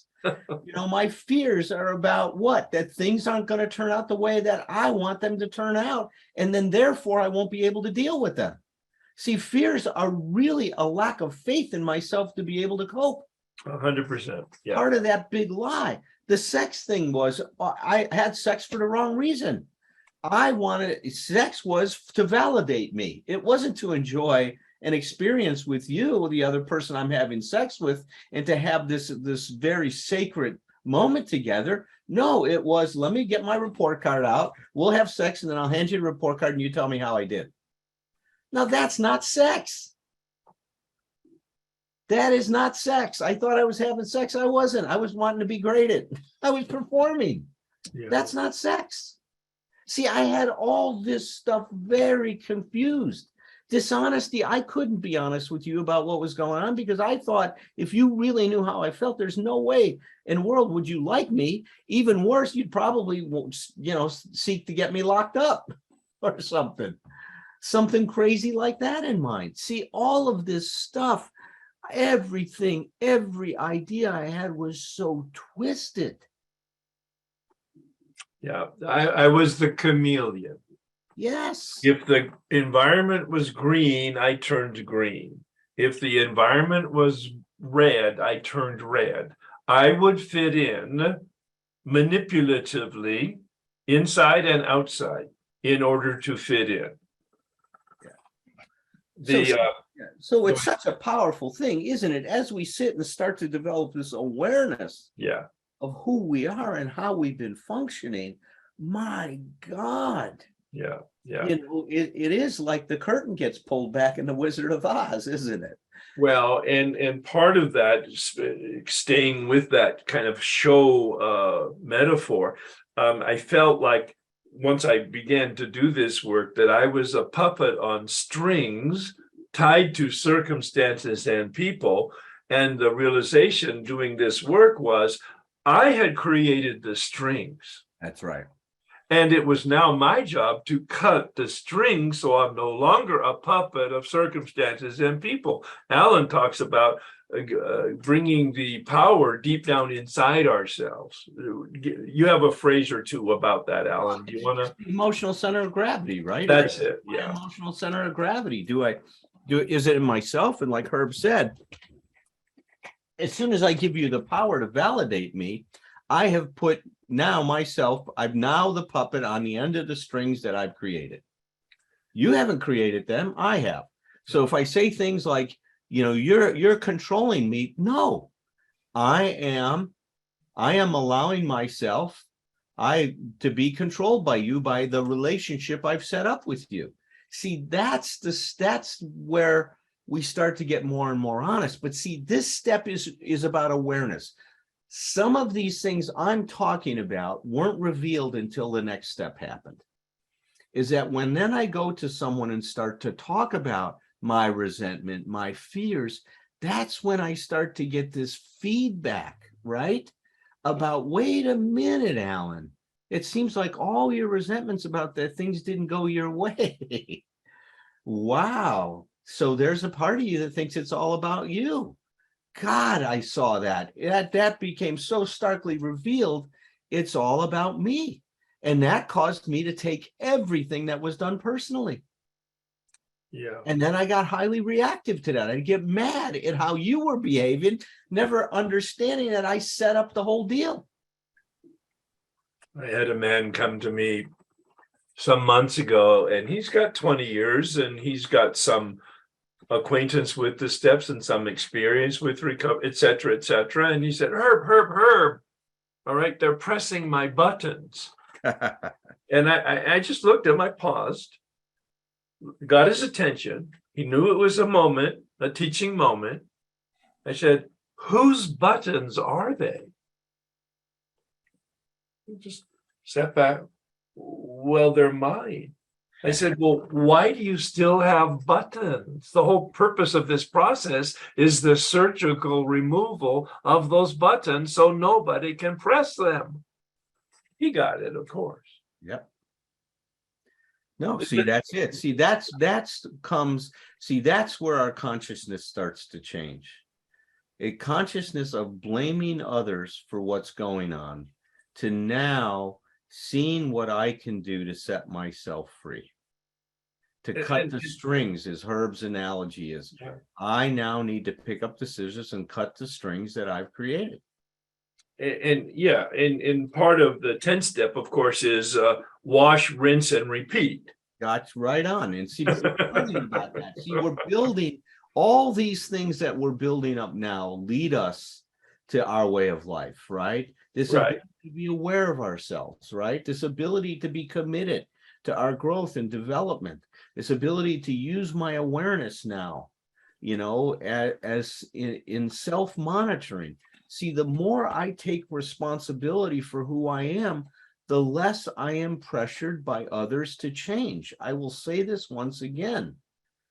We get pressured by other people to change when we are not stepping up and taking responsibility for ourselves. Yeah. The minute we start to take responsibility, nobody has to come up. Nobody comes up to Herb and says, hey, Herb, I think you need to change this anymore. He's monitoring himself all the time. He's taking that job over. Same is true in my life. Rarely do I get that feedback anymore. Right. You know, and when I do, it's because I have a blind spot and I'm not taking responsibility for something. That's what we're learning. This is what we mean by this program is a people growing program. Yeah. It's growing us to be what we can be. The signal, the short circuit signal that both Alan and I have maybe discovered, maybe together even at the same time when we were beginning to take a look at emotional sobriety, is the word should. Yeah.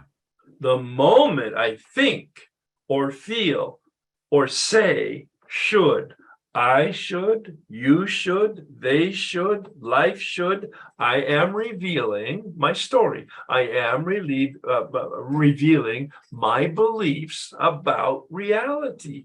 Now, it may be true for me. I'm not saying that it's not true, but the word should could be a wonderful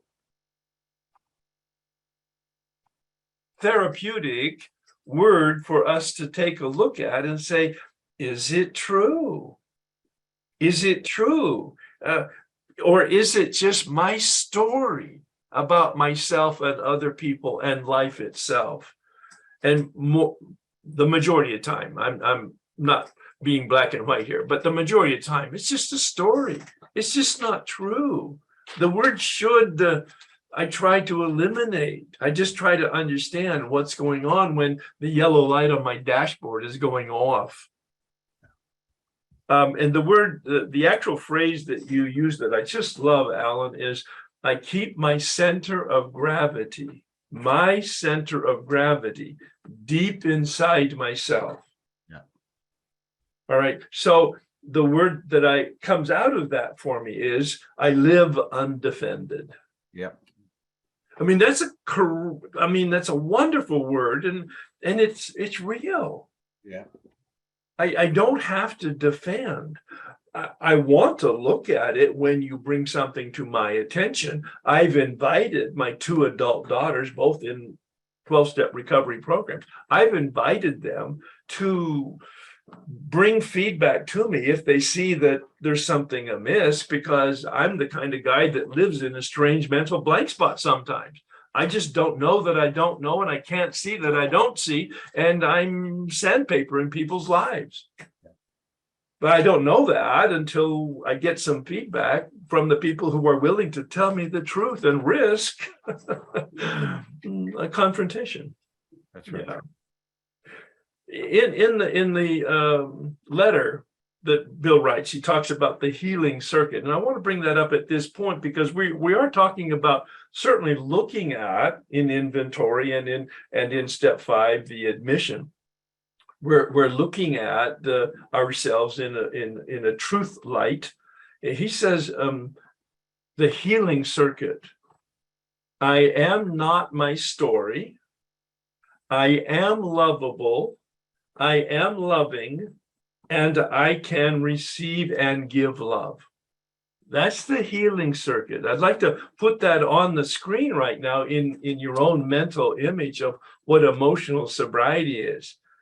I have a core of goodness. I receive love. I am lovable. I can be loving. I mean, I don't know whether that has as much meaning as it has to me personally, but those were never my truths, never my experiences until I began to do the step work and some therapy and then the work that Dr. Berger and I are doing. Alan, comments on that? Oh, that's right on. That's right on. I'm ready to move on. Yeah. And so step 6 and 7 are entirely ready. That's the key here, the readiness and the willingness again. That keyword willingness. And step 7, then the humility to ask for help, recognizing I can't even see it on my own, less than do anything about it myself, and I need help. Alan? Yeah, well, these steps I think are often given short shift in the program, and there's a lot that goes into working these steps. Step 6 is about you becoming aware of the function of your quote shortcomings. Every behavior is functional. There's nothing that you do that does not serve some kind of function in your life. It's doing something for you and it's doing something to others. Always. That's what our behavior is meant to do. A shortcoming is a behavior that we have developed to adapt to a certain situation to economize our distress. You know, we work on an economy of energy, right? We want to somehow bind up the pain, the suffering, something like that, and develop a behavior that's going to protect us from that pain or suffering in the future. So shortcomings are always an adaptation. Internal family systems is a very interesting approach.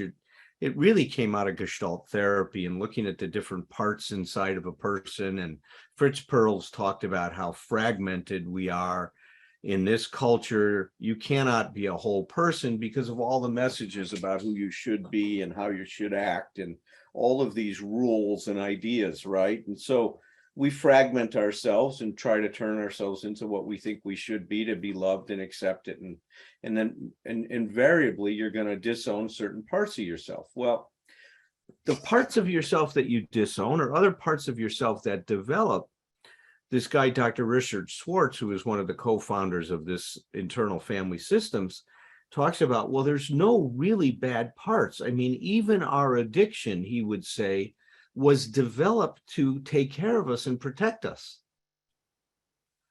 And you can see that, you know, Jung called it our way of searching for wholeness, right, to be connected with the spirit. It's always functional. See, so that's the important thing. In step 6, we take a look at all of these things that we've done that we don't feel good about, and we try to understand what was their function in our life. What was the payoff? What did we get out of that? And that pursuit helps you, because you're not going to let some of these things go until you understand what they mean for you and what went into developing them. When we become aware, step 6 is furthering our awareness with what we learned in steps 5 and 6 about ourselves. It's now going deeper in understanding the function of these things and their structure.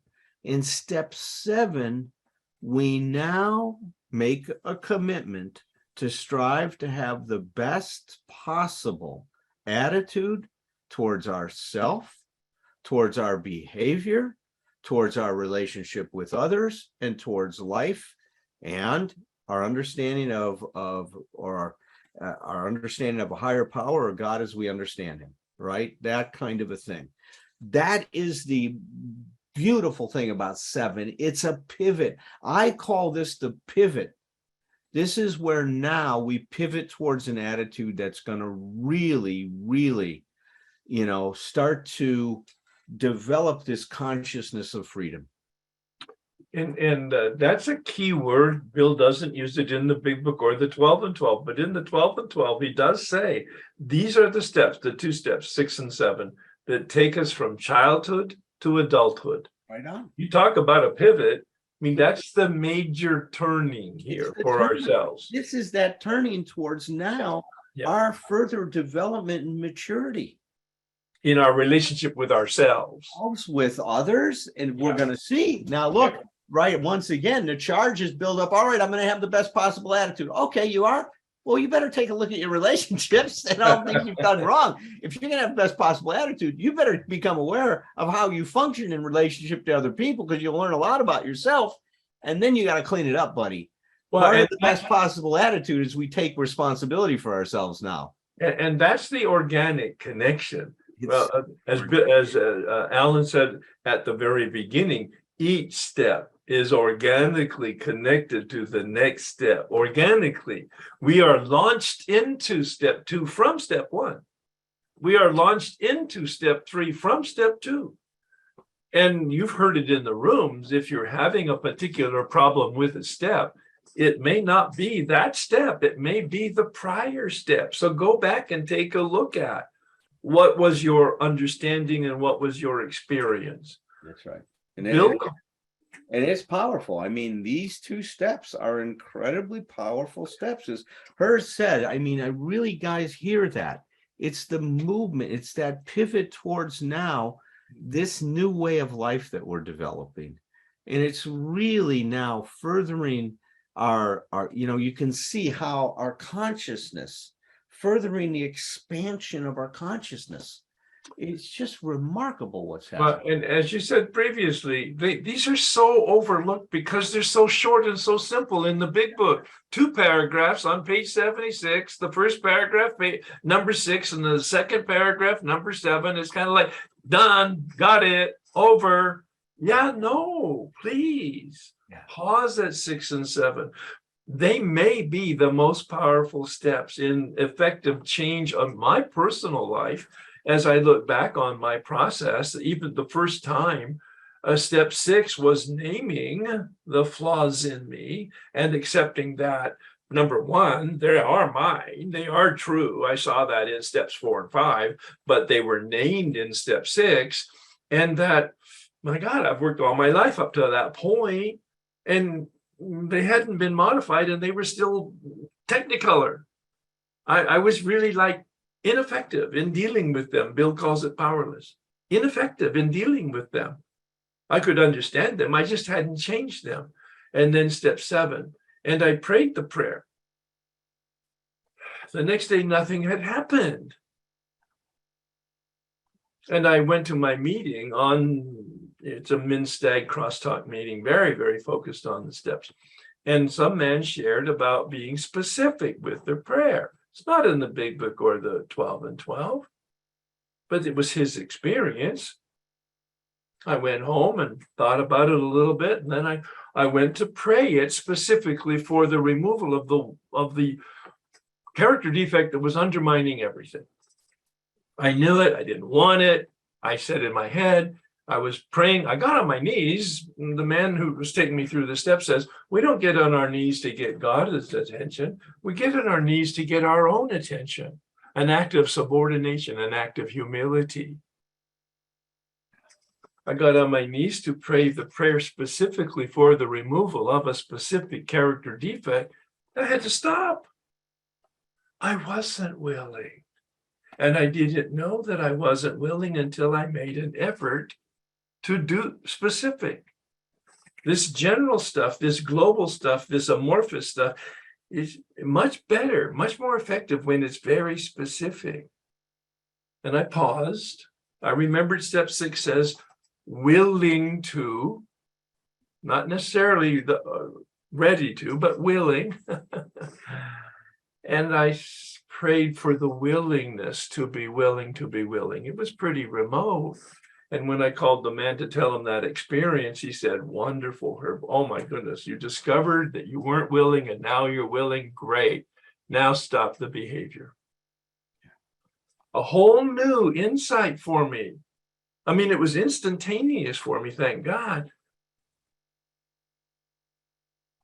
that I am powerless over the inclination, as Dr. Berger would talk about, that instinct, that default unhealthy coping strategy. I'm hardwired. But I'm responsible for how it manifests my behavior. So this man said to me, you pray because you're powerless, but you call me every day and tell me how you're doing behaviorally, being accountable. It's not in the book, but it's absolutely my experience. Within a couple days, the behavior changed. It took a couple years for the inclination to change, but I held myself accountable for the behavior, and the inclination over time diminished and disappeared. You talk about a powerful instrument for change, 6 and 7. If you want to change something that's creating a source of suffering for you, pray about it. It's great. And hold yourself accountable transparently to somebody for your behavior with regard to it. And if you continue that, if you're faithful to that practice, you will be changed. Al, comment? Well, I want to read a few excerpts that I've written down from steps 6 and 7 that are in the 12 and 12, because I think it really illuminates and reinforces what Herb and I are saying to you right now. So this is on step 6 from Bill. He goes, so step 6 is AA's way of stating the best possible attitude one can take in order to make a beginning of this lifetime job.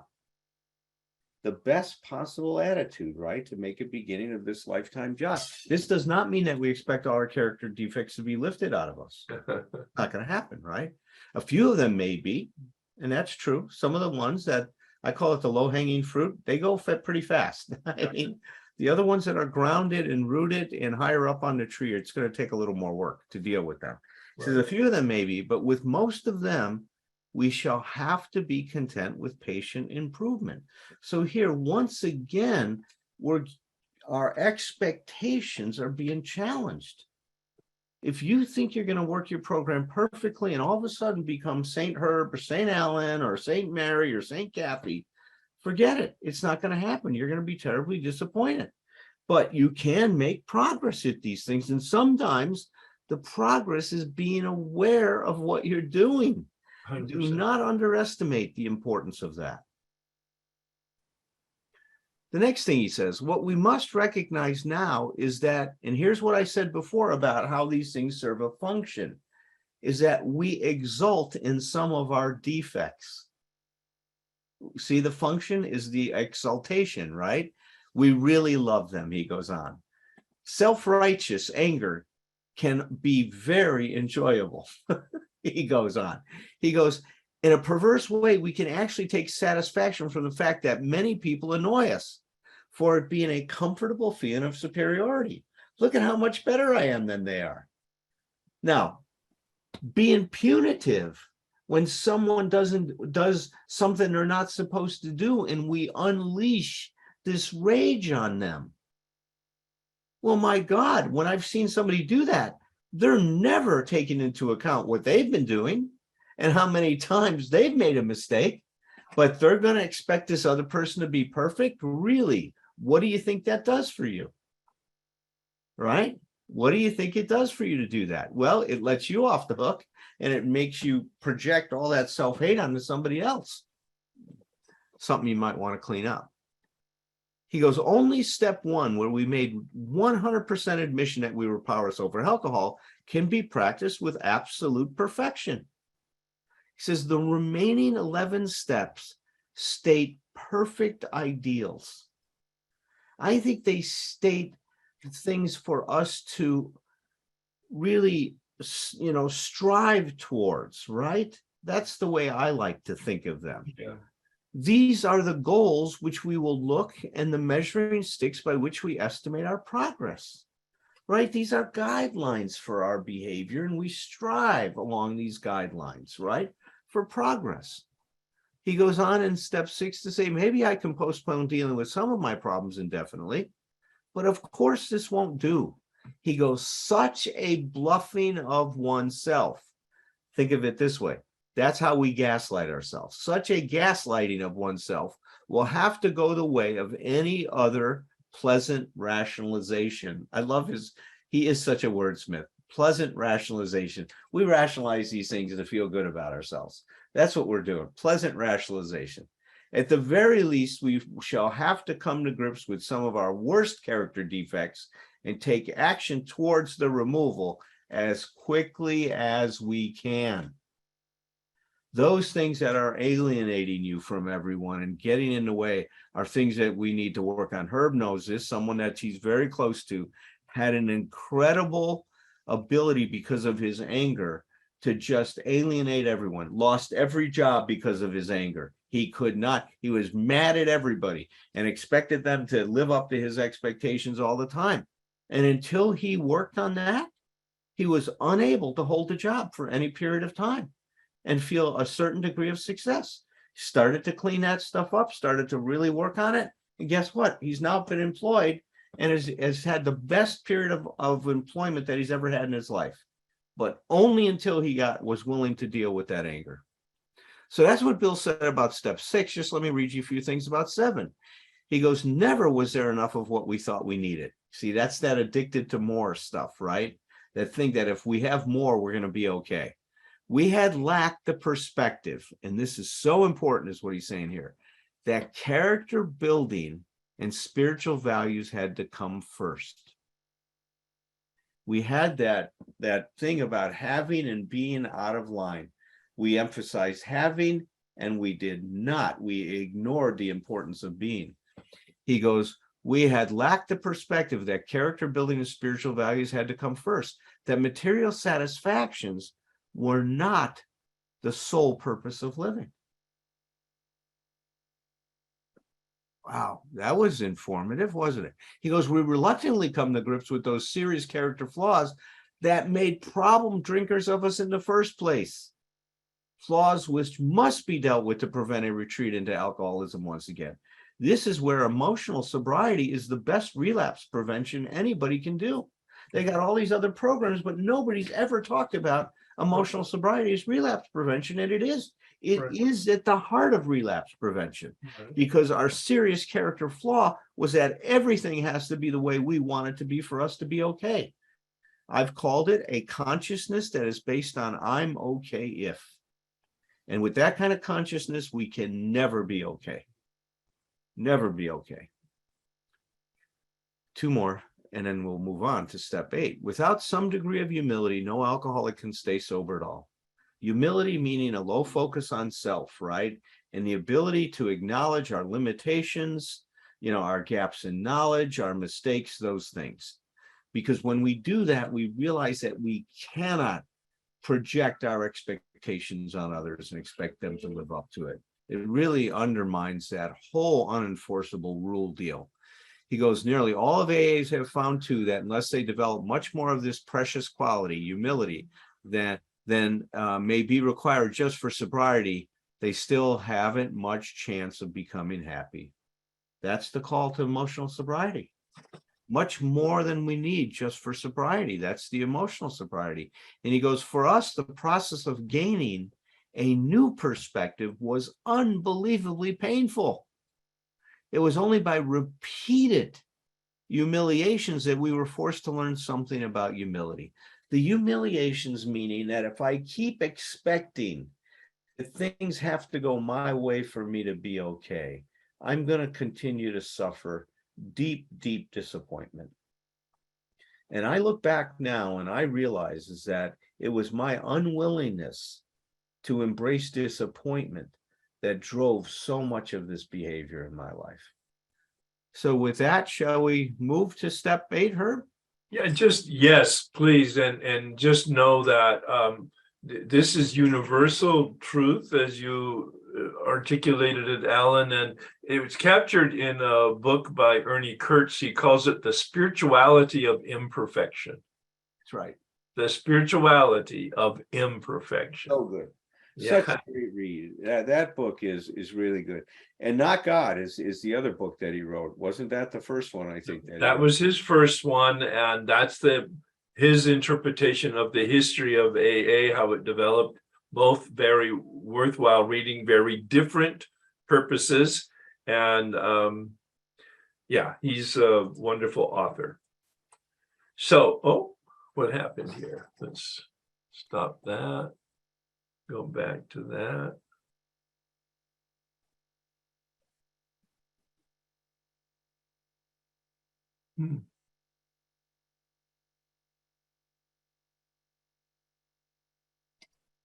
Well, apparently I'm having difficulty with my PowerPoint, so we'll try it one more time.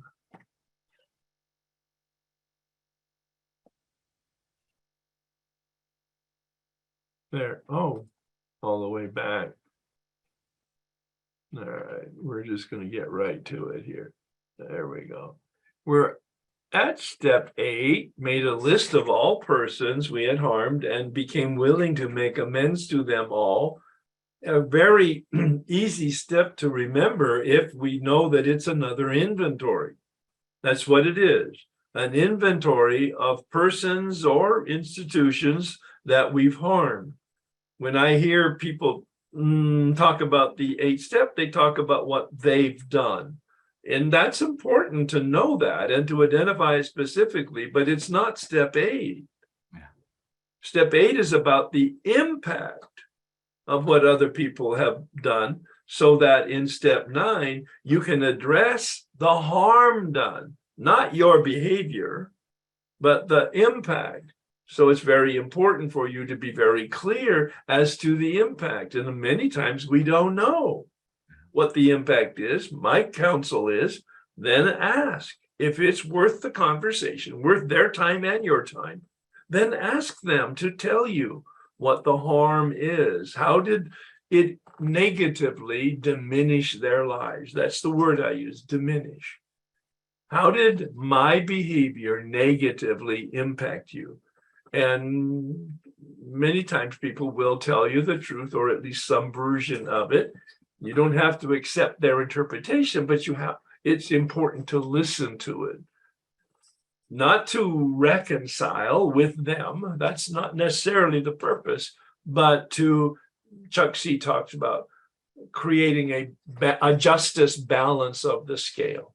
Justice, 8 and 9 are about justice and healing, reparations and repair and forgiveness. Alan?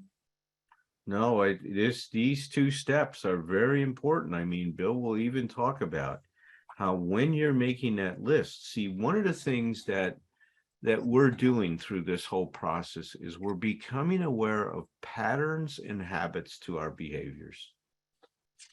Patterns and habits. One of the patterns we identify is these demands that we make on other people that turn out to be these unenforceable rules. And what we start to see is that underlying those demands and those unenforceable rules is this emotional dependency. Bill called emotional dependency his basic flaw that really was at the nature of all of the other problems he had was this unhealthy dependence that he had on other people, places, and things. That's what generated all of the shortcomings that he had. And I think when you start to look at this, you're going to see how central to all of your suffering and all of the problems you have with yourself and others is this emotional dependency. It creates demands on other people. It creates demands on yourself. It gets us reactive. It really, what I say, it maximizes the problems and minimizes our resources to deal with them. I mean, that's what it does. And it's insidious. It's outside of our awareness most of the time. You know, when Herb and I first started talking about this, he kept reminding me, Alan, don't forget to remind people this is unconscious. This is unconscious. Because I have tend to talk about it like we're all conscious of this. Well, we're not. These forces are living outside of our awareness, most of them. The low-hanging fruit are those things you're aware of. The unconscious ones are the ones that you got to really reach for to get a hold of. They're harder to identify. And so a lot of these things are going to be outside your awareness. And look, I was going to say this earlier, and this is the time. Throughout my recovery, I believe today that I am enjoying the quality to my life and to my recovery that I enjoy because of the many different activities that I engaged in during my recovery. I love AA. AA has saved my life. There is no question about it. But also, therapy has been extremely important for me at many, many steps. In terms of steps 6 and 7, some of the things I learned in therapy helped me understand steps 6 and 7 in a much deeper way than I would have ever. Other activities, going to workshops like with Herb, and we went to this male initiation weekend with next month. We'll probably talk about it because we're going to continue this discussion. And I just wanted to say that, Herb, we're in December, we're continuing to talk about the steps and emotional sobriety. So I think we could leave steps 10, 11, and 12 till next month and maybe spend the last hours just talking with everybody in the meeting today. I agree. Yeah, the big one. Step 9, right? Because that's our way of life. And I think that would be warranted to take a full 4 hours to explore it. Wonderful. But so workshops like the stuff that he introduced to me to with Father Richard Rohr and Jim Finley, both of those men have meant a lot to me in my life. And I was fortunate enough, along with Herb, to develop a pretty close relationship with Father Richard Rohr. In fact, Herb and I were invited to be part of a very, very special group of 100 men that were invited to join him at the Ghost Ranch in New Mexico to learn how to do these male initiation weekends. And it was an incredible time. And so all of these different things, my readings from, other psychologists, my education plugged in here. And, my personal experiences with my friends like Herb. And, that was funny the other night when it says, hey, Alan, you seem to be Tomful with all the Toms in my life, right? Tom was my sponsor, or is my sponsor, Tom McCall. Tom Catton, who just passed away, was very important in my recovery. And Tom Rutledge, Tom Potash. And he goes, yes, you're Tomful at this point in time. But all of the fellowship in a personal way, not just the meeting, but even more important, like my personal relationship with you, Herb, has meant so much in the last years, when I've faced difficult situations, and just the ability to call you up and talk to you and cry to you about it, and for you to be there and listen and say, all right, what's next? What do we do now? How do we deal with this? And don't let that define you. You remind me of some of these principles. I remind you of them at times, and we help each other. I mean, that's what the fellowship means to me today. and to us today. So I just want to say, don't open yourself up to many possibilities. Some people have found so much help going back to their church or a new church, or discover new possibilities. I think like Terry was talking about earlier in terms of becoming an Episcopalian. There are so many different resources out there in our society. We're blessed with having so many possibilities available to us. So we're looking at identifying our patterns, our habits. We're going to see that a lot of the things that have happened in our relationship and what was wrong, what we've done wrong, has been coming out of making these demands on other people and getting mad at them when they don't live up to our expectations, when they're not perfect, stuff like that. This is a very important process. The more you can take a look at yourself and extract from that examination what's going on underneath it, not judging yourself, but looking at what is the process that is underneath it. Once again, you're going to get some very important information for your growth and development. What do we say, Herb? Trouble does not mean, and mistakes do not mean that you're wrong. You're not a mistake. You've made a mistake. Trouble does not mean something's wrong in a relationship. It's simply information telling you more is needed. You need to grow yourself in this area. You need to pay attention to what the next lesson is for yourself. And some years ago, I developed this term about course correction. There's no judgment here.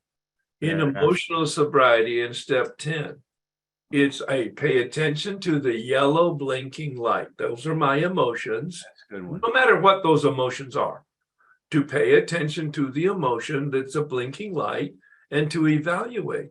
Okay, so what needs to be corrected? That's all.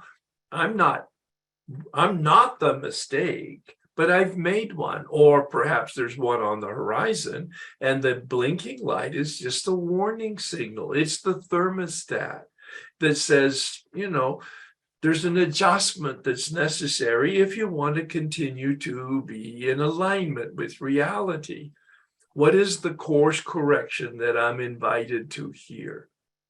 Yeah. What is the course correction?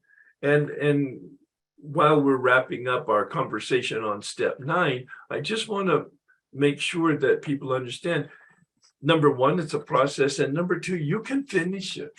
Yeah. You hear in meetings sometimes, oh, you'll never finish your amends. You'll always be making living amends. And I understand the spirit of it. But if it interprets that you'll never finish your amends, that's misinformation. You can finish your amend. It might be that people are dead. You can finish that. It might be people you shouldn't find because of different reasons. You can make the amend. It might be people that you can't find.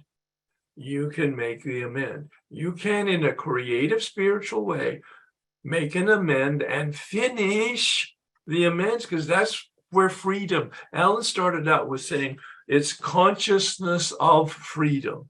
That's the whole theme of today.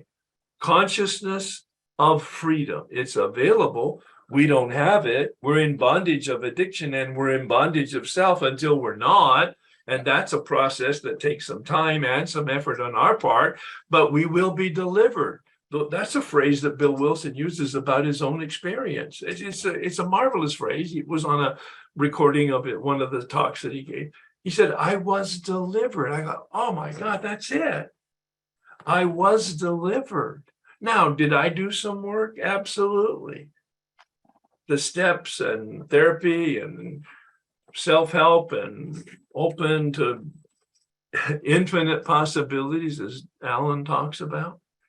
But I finished my amends 4 different times, going through the steps 4 different ways with 4 different people. And each time over a 20-year period, when there were amends indicated, not the same ones. I don't make a pest of myself for my own freedom, but the different ones that I become aware of as my consciousness improves. I have finished, and I have freedom, and my life flourishes. We are going to take some questions now. Alan might have some comments, and then we're going to If you want to have dialogue, ask questions, share experiences, share some disagreements, if in fact you have any, raise your hand through the technology. When we vetted all the hands, we'll ask for open mic with unmuting. So if you can't get your hand raised, don't be concerned. We're going to stick around until you're done with us.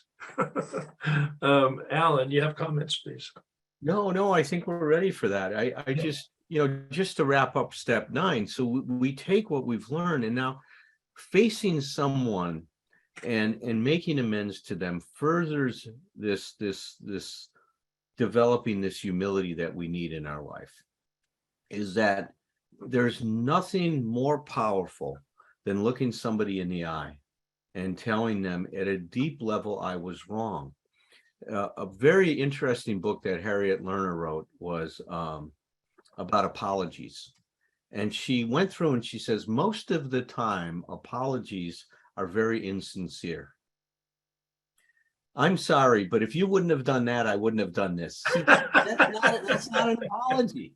God, I'm sorry, but next time, if you didn't do this, then I wouldn't have yelled at you. So, if you don't want me to yell, stop doing that. Well, wait a minute. That's a conditional apology. That's not even an apology. She says a real apology, and that's what step 8 is teaching us. To take responsibility and make amends is we are amending something. It's not just saying I'm sorry, but it's taking the next step to try to help someone become whole over what we've done. That movement towards showing our concern for their experience is where the healing comes in our relationships. And sometimes people don't trust us, and they have good reason not to. When it was all about us before, our selfishness and self-centeredness, we played games, we manipulated them, and we used I'm sorry to further our bullshit and get them to continue to buy into it and hang in there with us, when really we were just manipulating them. We had no intention on changing our behavior at all. So, we need not be surprised when we go to someone and make these amends and they're having a hard time trusting us. We can say, as Herb said, one of the things we developed is this undefendedness, right?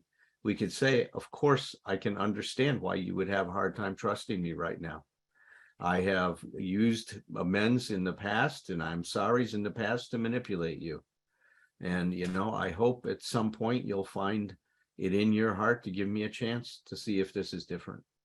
That's all we can ask for, is that. But if we do it with that level of sincerity and really meaning to go to great lengths to make amends, I've seen some people, I remember when, I'll just share one of my amends that I made. When I was 16, I dropped out of high school. It was interfering with my drinking. How dare they expect me to go learn when I really wanted to go pour an old style and listen to some Motown songs, right? I mean, that's what my life was about. That's what my purpose is to drink. So I dropped out of high school. I was in Chicago. You have to take a job when you're 16. And I found this job at this wonderful place, electro sales. I was a shipping and receiving clerk, and this guy, he filled, at that point in time, all these vacuum tubes were used to run equipment and stuff like that. They didn't have solid state circuitry developed and all the stuff we have today, all these chips, right? So it was run on these vacuum tubes, and some of these tubes were very expensive. So I'm sitting there filling these orders. I see the invoices, and some of them are worth $1,000. Well, I decided to go ahead and fill a shipment of these tubes to myself, and I hid them in the Dipsy dumpster and came back at night after the business was closed, and I took these tubes home thinking that I could sell these things. Well, it was like it was a classic, situation where I never thought the situation through. I didn't have anybody to sell them to. It's great, right? Wonderful plan, right, Herb? I knew step 1, I'll steal them. Step 2, what the hell do I do with these things? I didn't have anything. They sat in my basement.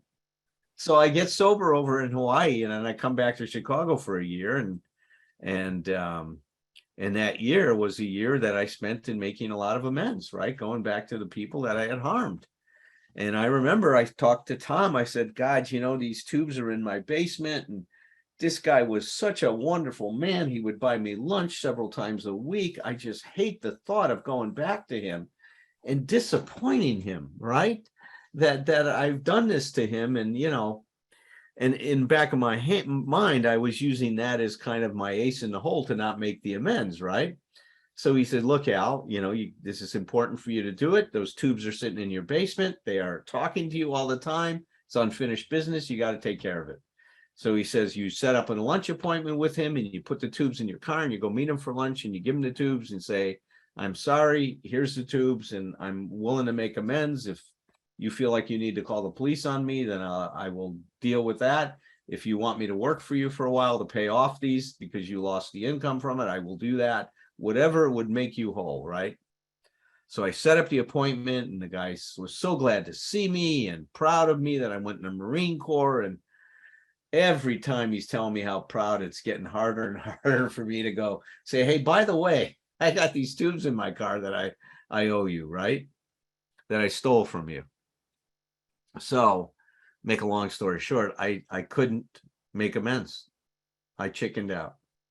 And I called Tom and I said, hey, Tom, are you sure this isn't one of those situations? Now, let's talk about it for a while because he's going to be so disappointed. And wouldn't that harm him? He says, nice try, Alan. No, wrong. He's hitting the buzzer, right? Wrong. He says, no, this is not a situation. Of course, he's going to be disappointed because he thought you had one relationship and you didn't. And now you need to go back. And this time, what I'm going to suggest you do when you make the appointment, you say, no, I don't want to meet you for lunch. I just need to talk to you for a period of time. And you walk in with the tubes in your hand. You do not leave them in the car. So it was a great behavioral intervention, wasn't it, Herb? I mean, took that thing right out. So I walk in with the tubes. I set them on the table. And, you know, I followed the script that we had developed. I told him what this was about and what had happened in my life and that I was there to make things right and that I felt terrible for betraying him in the way I did and his trust and his faith in me and all these other things. And I was ready. I was prepared. If he called the police, I'd go to jail. If he wanted me to work for him the next couple of weeks without pay, I would do that. Whatever he wanted, I was ready to do. I became willing. Herb used that term earlier. I was willing to do whatever I needed to do to make this right. You know, he was a very, very loving and thoughtful man. And he says, look, so first of all, I appreciate so much that you could come back and tell me this. Nobody that's ever worked for me has done this before.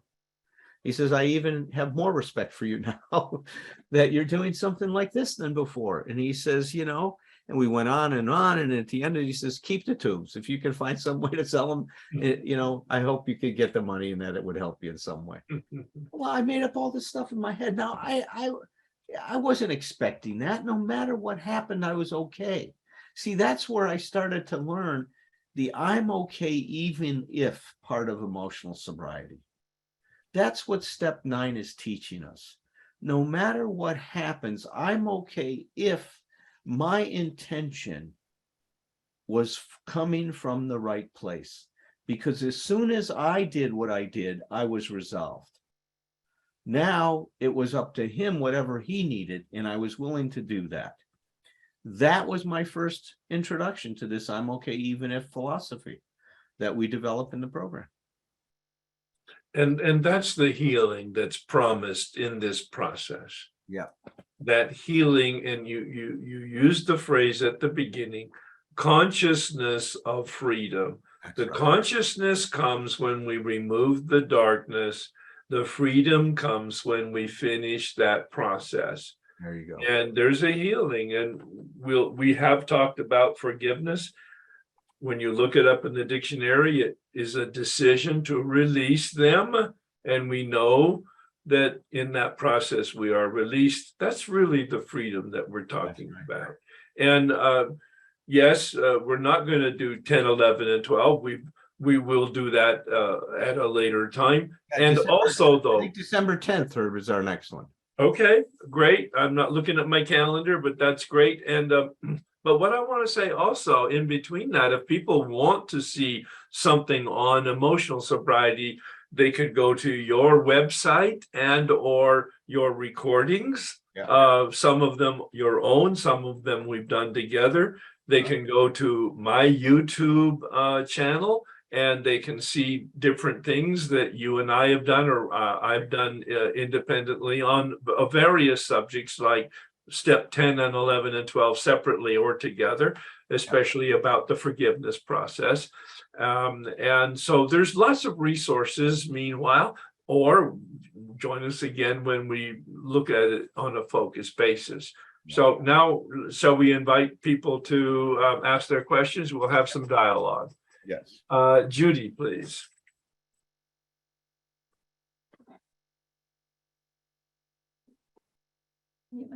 I just have a quick question, Dr. Berger, when you were reading from the letters that Bill W. wrote about, gosh, it's way back here. He was actually reading from the 12 and 12. Okay, that's from the 12 and 12.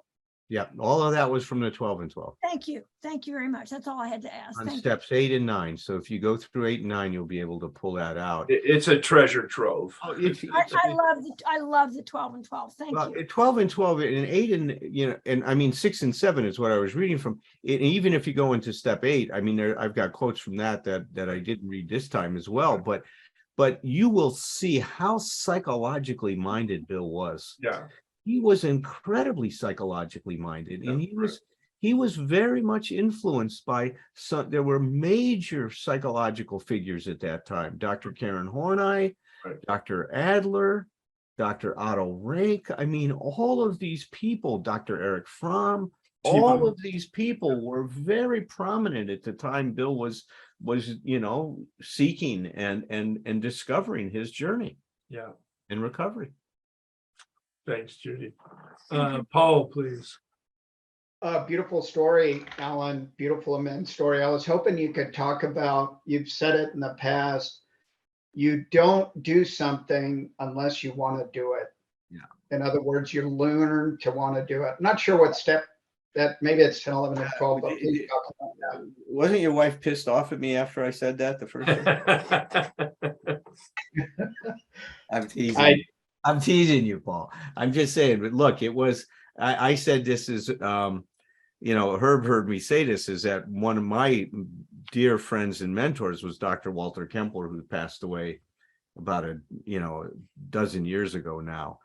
But I was sitting and really talking about, the situation, this dilemma I was dealing with. And he looked at me and he says, I can see, Alan, that no one ever taught you or told you that when you're an adult, there's only 2 reasons to do something.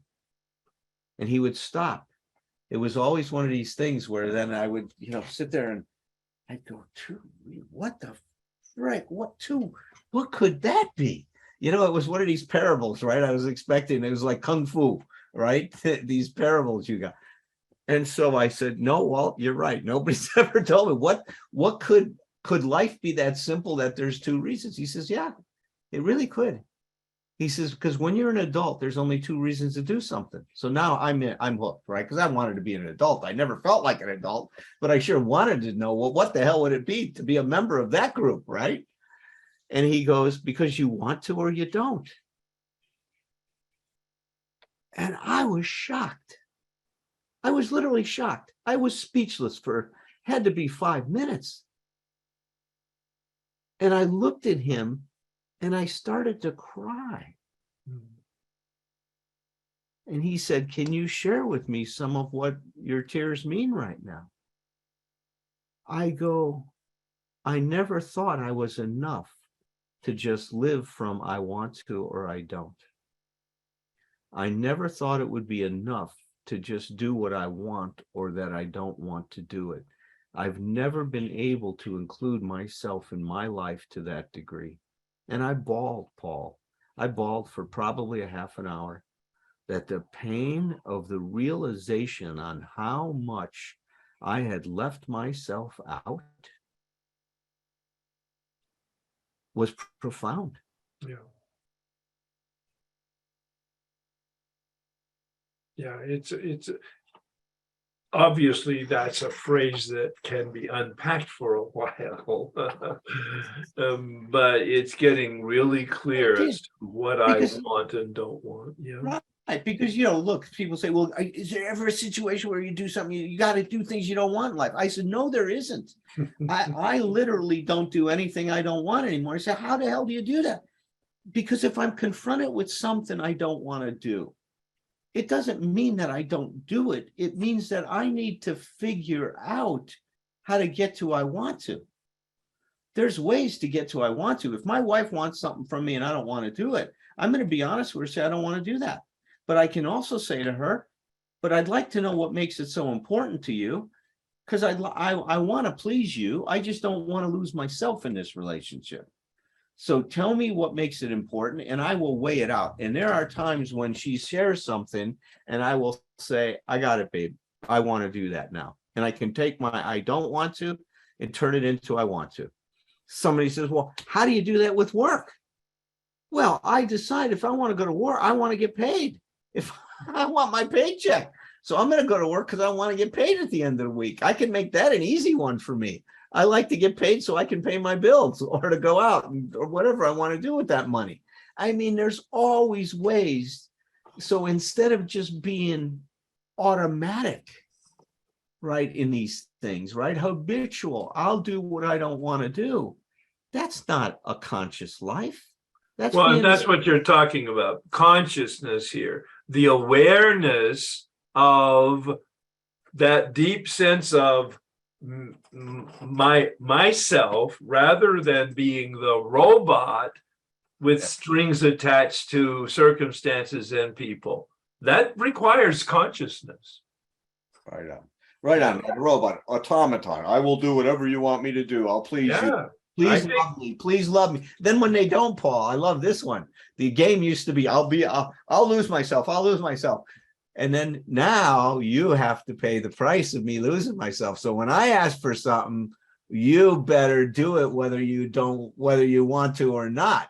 See, that's the game I played. And what's that like? I mean, I don't like that game. That's a zero-sum game, man. Nobody wins at that one. Yeah. Thank you, guys. Beautiful. This has transformed me. Thank you so much. Yeah, thanks for unpacking it, Alan, because that really needed that additional commentary to get kind of put a context in what it is you mean by that. It's not anarchy in the unhealthy sense. No, it's not. It's not that I don't cooperate. It's just that, what do we talk about, Herb? That real love, mature love, is union with the preservation of integrity. Right. So if we extend that, it means cooperation. True cooperation is not compliance. Right. It's not submission. Right. True cooperation is done with integrity. Right. So if I can't get to I want to, then I'm not cooperating in an authentic sense, which means I'm giving you, if I cooperate that way, remember the guy that wrote I'm okay, you're okay, Eric Byrne? Right. He talked about warm fuzzies and cold pricklies. I don't know if you ever heard those discussions, but a warm fuzzy is when you really give someone something you want to give them. A cold prickly is when you give it to them and you really don't want to. Right. Because there's no substance to it, right? There's nothing to it. It's so true cooperation is a warm fuzzy. And all of that those last comments was at the root of the center of emotional sobriety, which is captured by the terms that I got from Melody Beattie talking about the antidote to codependency is independent and the relationship of balance with interdependent. You put it into Fromm's fancy words, and I want you to repeat it here in a minute, but the bottom line is independence and a conscious connection to others that allows you to be consciously interdependent. And Fromm uses the words, Alan. Yeah, union with the preservation of integrity. The way I've come to simplify it is to say, we has to include I. Yeah. We has to include I. Yeah, lot of us focus on the we, or we get focused on the why. We fall out of one side of the bed or the other. yeah, What do we talk about? Emotional sobriety is balance. yeah, We and I, they're right here balanced, right next to each other. yeah, Connection and separateness, they're both important. They're both important. The we and the I, not many of us know how to find this balance. This is where we're all ignorant in my opinion, in terms of knowing how to be in a healthy relationship. We don't know. We don't have great examples with us. I can't look to my parents for an example. I can't look in this society for an example. I saw bits and pieces of it from people like Walter in my life, from my sponsor, Tom. He would be able to reach that at times. I've seen nobody set up residence here. It's a challenge, man. It's a challenge. yeah. That would be my daily practice, is to attempt to have balance, because I'm always daily today out of balance. It's not gross anymore, but it's still a daily project, how to be in balance. Yeah. And you used a term that captures it, I do believe, and that's integration. Yeah, that's right. That's right. That's what we strive for. Yeah. All right. Good seeing you, Paul, by the way. Say it again. He said it's good seeing Paul. Oh, yeah. Thank I you. always love connecting with Paul. Paul's got a wonderful spirit. Scotty, please.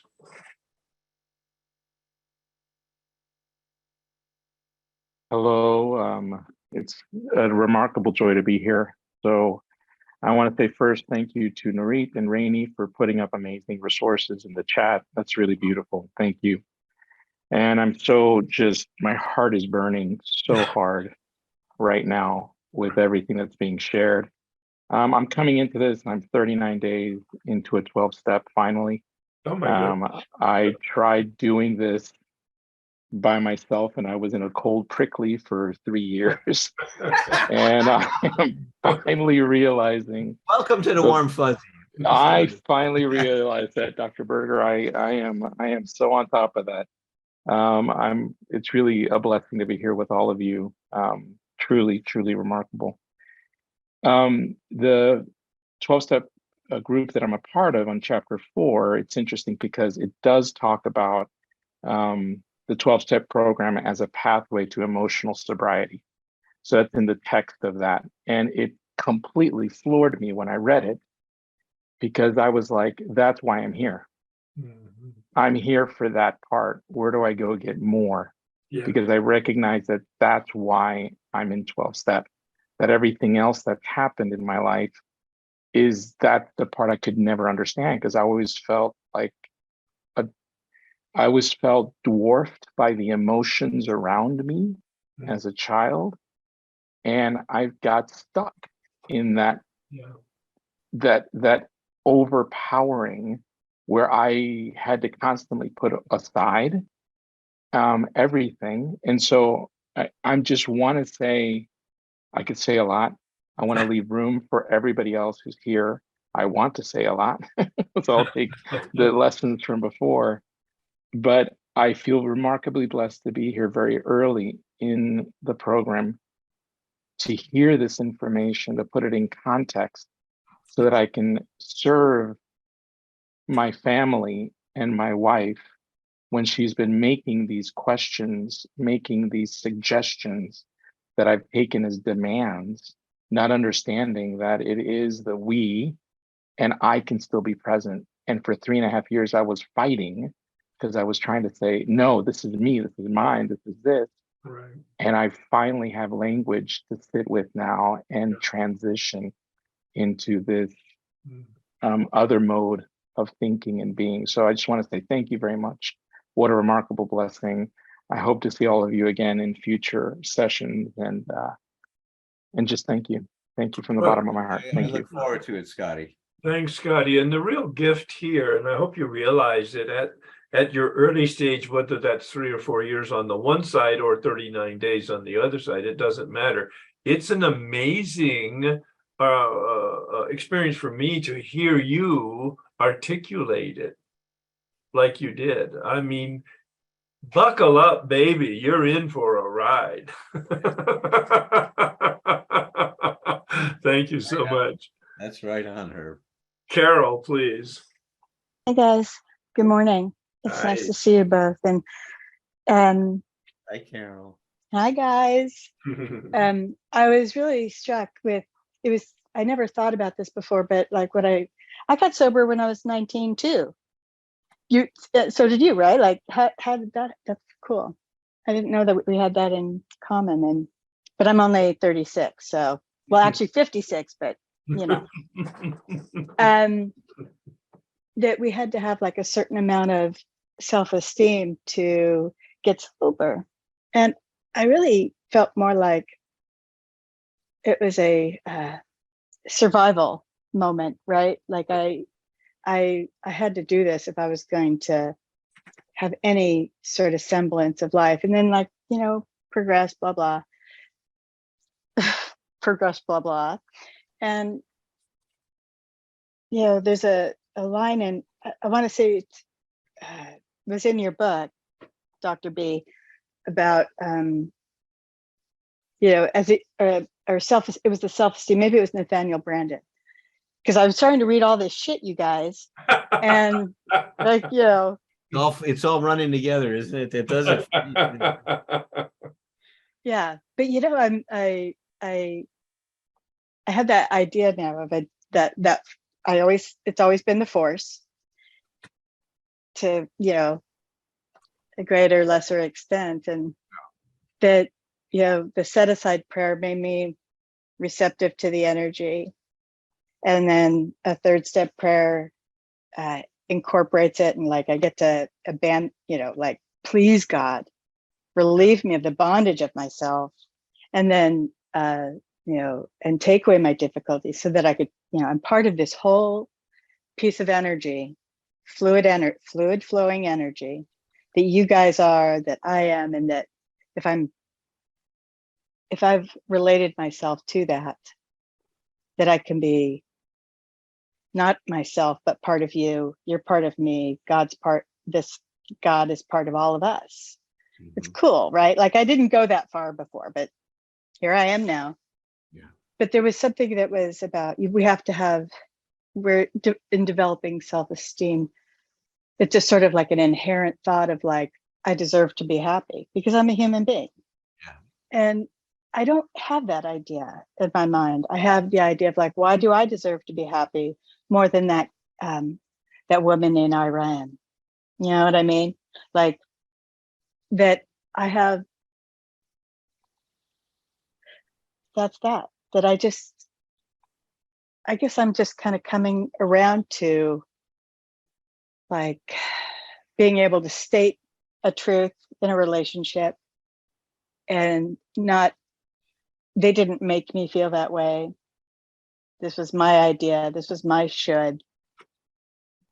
Mm-hmm. And then trying to take care of myself, but not be isolated with that. And because it feels defended.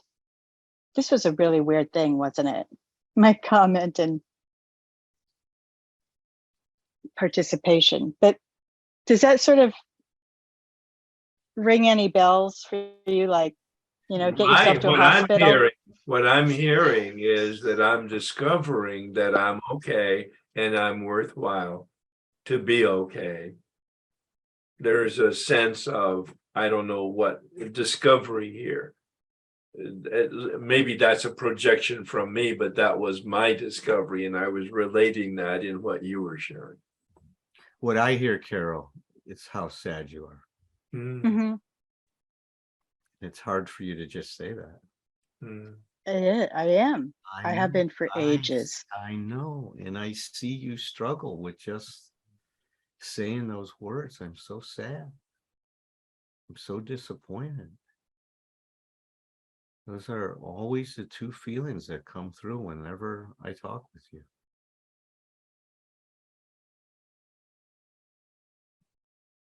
you. What's it like for me to say that to you? It's just rattling through my spirit. My eyes are a little damp, and course. you know, and this is the, like, that relentless pursuit of the truth. Like, I don't want to own that. I know. I don't, how come? What would happen if you own that? What are you so afraid of? Well, if you own that, what happens? If I just really accept, There won't be any edges to it. yeah, that's what I thought. It would just contaminate, it would just flow into everything, right? Yeah. A lot of people fear that if they really let that happen. I've never seen it happen. I can see theoretically it could, but I think that we will put edges to it organically instead of trying to control it like you're doing. See, for a while, you may not feel the edges, but they'll come because you just got a lot of crying to do, girl. Mm. And a lot of sadness to talk about and disappointment. Mm-hmm. And it's hard when you have a strong, oh, I shouldn't feel that way. I shouldn't. I know. That's why you use all those other words. I do. I dance around it. Oh my God, you're a wonderful tap dancer. I love to see you tap dance. You do the Irish jig. Actually, I'm taking, you know, I try and find these things that are keep me engaged and learning, right? I play mahjong, and when I win, it's like huge. Or, you know, I meant to take rock climbing, but they never called me back. So I take pole dancing, you know, like it's so hard. It's so hard. And I suck, but I show up. I bring the body. That's what I can count on for myself, is that I bring the body, hoping the mind will follow, right? That's what I got. I'm trying. And it's kind of like, I didn't think God would have, you know, practical parenting advice for me. You know, maybe it's true that God would have this kind of practical happiness advice for me too, or acceptance of where I am, and not, yeah, trying to always. Well, the big thing is to deal with the part of you that tells you that if we go into this disappointment, sadness, we'll get lost. See, I wouldn't trust her as much as you trust her. She wants to control everything, Carol.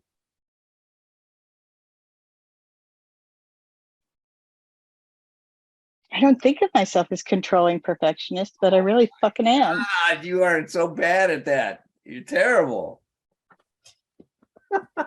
I'm one of those weirdos. No, Just like a bunch of other people here. you're not a weirdo. You're Carol. That's all. Carol. Love you guys. Thanks. Love you, Carol. Thank you for being here today, guys. Thanks, Karen, for always being very real. I know. I love you for that. Terry, please. Yeah, that's a tough one to follow. I think, well, I won't say all of us, a lot of us, I certainly share that the sadness that ties in with what I was talking about earlier, with shame and guilt. But I have two questions. I appreciate you saying that, Terry. That's important, man. That's what creates our community, is to be real and authentic like this. And that creates Herb and I, one of the things we really got from Father Richard Rohr was the importance of creating a sacred space. And that's what we hope to be doing every time we get together. Well, it certainly is the reason I go to meetings, is to hear that I'm not the only one that's so screwed up. Other souls that are with me. But I have two quick questions, one for each of you. I had heard you say that before about the only good reason for doing something is because you want to.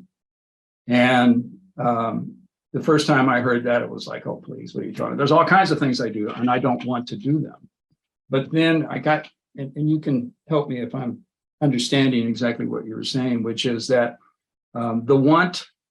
my wanting to do something does not necessarily directly correspond to the request that's being made.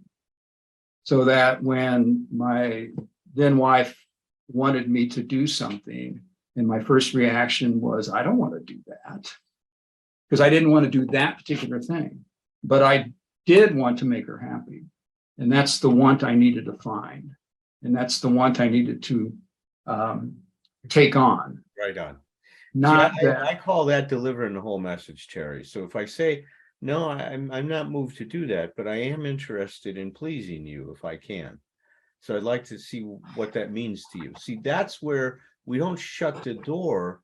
We start the conversation with our truth. Mhm. But then it's an invitation to go further. So right yeah, on. no, and it that opens up a whole, I mean, I wish I had thought of this and known this while I was married, because then I would probably still be married. You might still be married. You're right. Yeah. No, listen, for all of us, man. I mean, look, that's true for all of us. I mean, these are things that God, had we learned them earlier in our life, right? Well, and before I ask Herb my question, what you just said reminds me of something. When I first started on this kind of spiritual path, I was talking to a friend of mine who's a rabbi, and he's probably, well, I'll be 70 next week.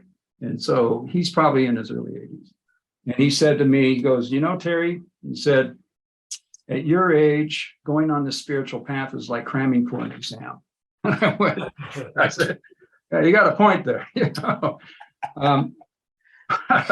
My question for Herb is, Leave it up to a rabbi to say that, right? oh Herb? yeah, yeah, a rabbi from the Bronx of New York too, so you can imagine. Great line.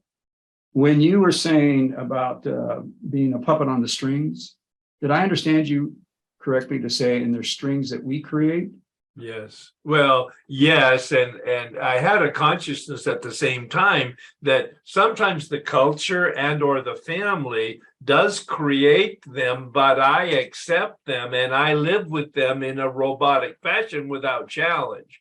But so in that sense, I'm still responsible, even though they came from different sources. That's yeah, what I mean. Does that help?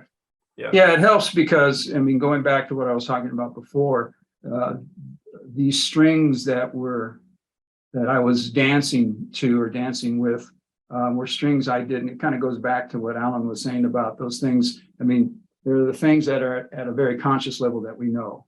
Yeah. And we can identify real easy. Yeah.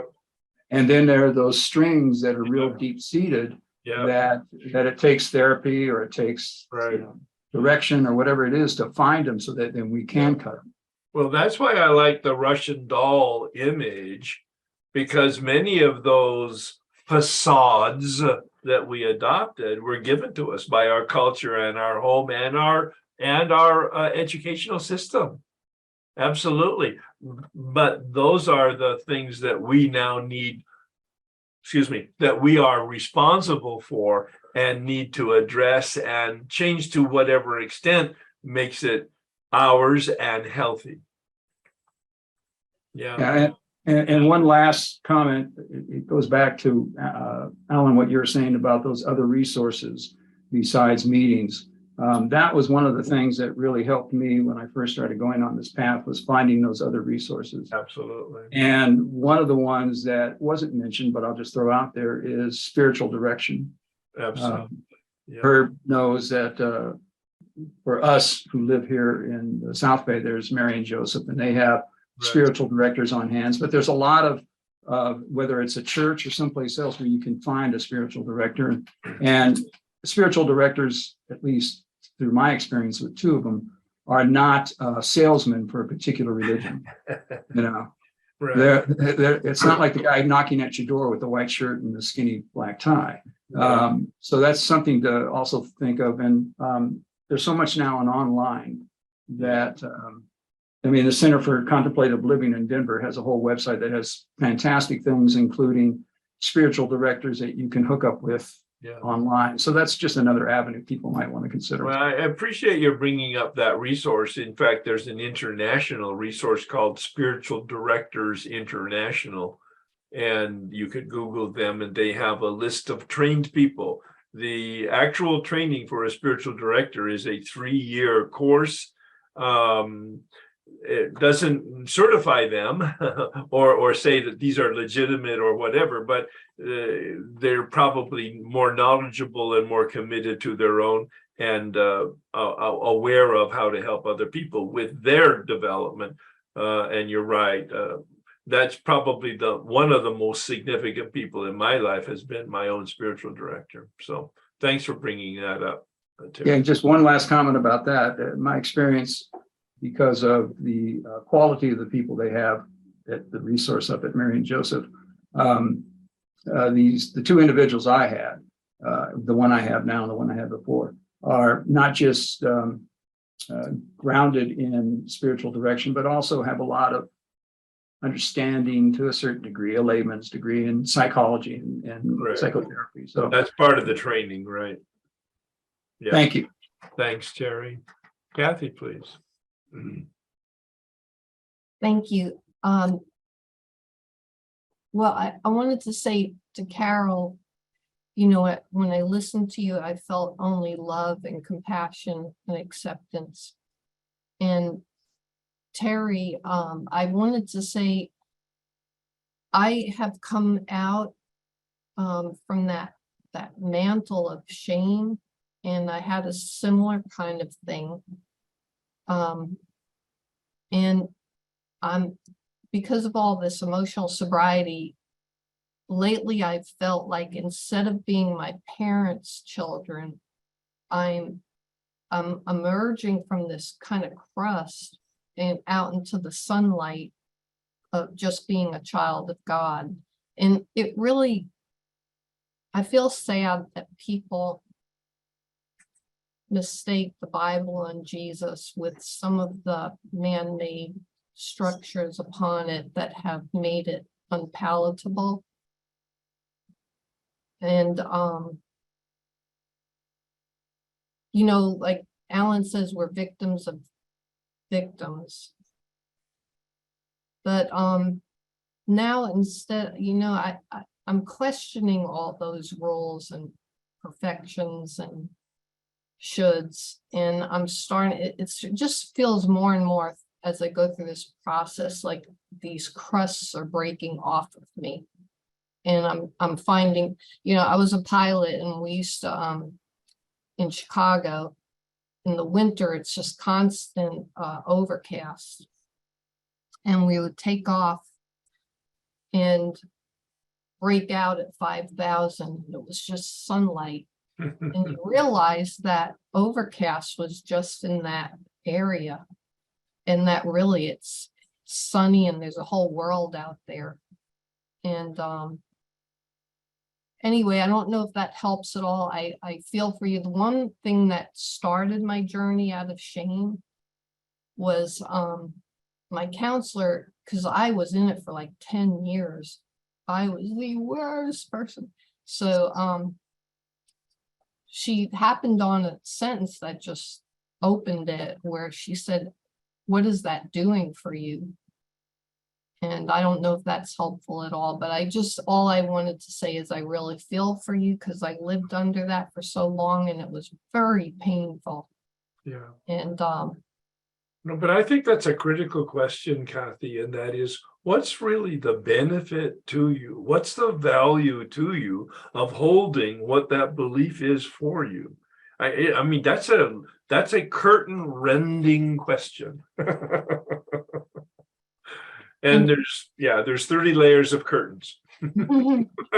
thank you both, as always. I really appreciate that. You know, you have really helped set me free.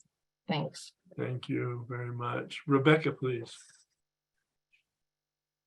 Hi, Alan and Herb. Thank you so much for this. It's been wonderful. So just as a starting off thing, I'm not doing well emotionally, even though I'm almost 8 years sober. So this was perfect timing for me. Restless, irritable, discontent. But I had a question about amends. And funny enough, Herb, I was at one of your workshops many years ago, and I asked you the same question then. So this is kind of funny. I'll keep it short. So it was a work-related thing years ago where my partner and I were mistreated on a job. We felt they questioned our hours and our integrity, and it got kind of heated. I will say that I didn't keep track of my hours, and probably But you're talking about amends here. So what's the harm done? the harm done was, I guess it's hard for me to get to that. Well, no, that's the only question and answer. Everything else is just story. Right. The Well, harm, I mean, in the context you said that this is about amends. yeah. What's the harm done to and to whom? So the woman we were dealing with, the liaison, I raised my voice at her when she was accusing us of stealing. That's what you did. That's what you did. What's the harm? I guess making her feel offended and How do you know that? attacked. I don't know. I would assume that based on how I behaved. There you go. You see, you don't know the truth. Right. You made up a story about your impact on other people. And when I did that, my step guide said to me with all tenderness, but directness, Herb, you're not that important and you're not that powerful. Right. Does that mean I'm off the hook? I don't know. I don't know. But you have a sponsor, I'm assuming, and you'd want to talk to that. If they know what they're talking about in terms of amends, you would need to talk to them through how long ago was this? Oh, when were you in Toronto? It was like 5 years ago, 4 years ago, 4 to 5. All right. So you have to ask yourself, is it important enough to address with this person that it's worth her time for you to use it that way? Probably not. No, I think you've helped a lot, because I think a lot of this is I'm a bad girl if I don't do everything perfectly, and I'm hearing guilt and shame. I'm not hearing harm and amends necessary, other than perhaps taking a look at your own, negative feeling about it. Yeah, and Rebecca, I think you're making yourself too important. There you go. Yeah, I feel less about. I mean, my God, you act like, my God, I said it's just devastated. This poor woman's life is ruined. She's suicidal after I talked to her. I mean, come on now. Well, I don't actually think it's the impact of her, and that's why it's great to talk to you No, both. that's right. See, so there's no amends there. I mean, you gotta get right sized, girl. Yeah, I just feel like I won't get through the gates of freedom if I don't do everything perfectly. And Well, as I think about it, I because I still think about it, it means it's not fixed, and I have to fix it. And well, and the other part of it is that you're not that important. Right. And it's not just about getting through the gates of freedom, it's getting right sized so you can fit through the gate.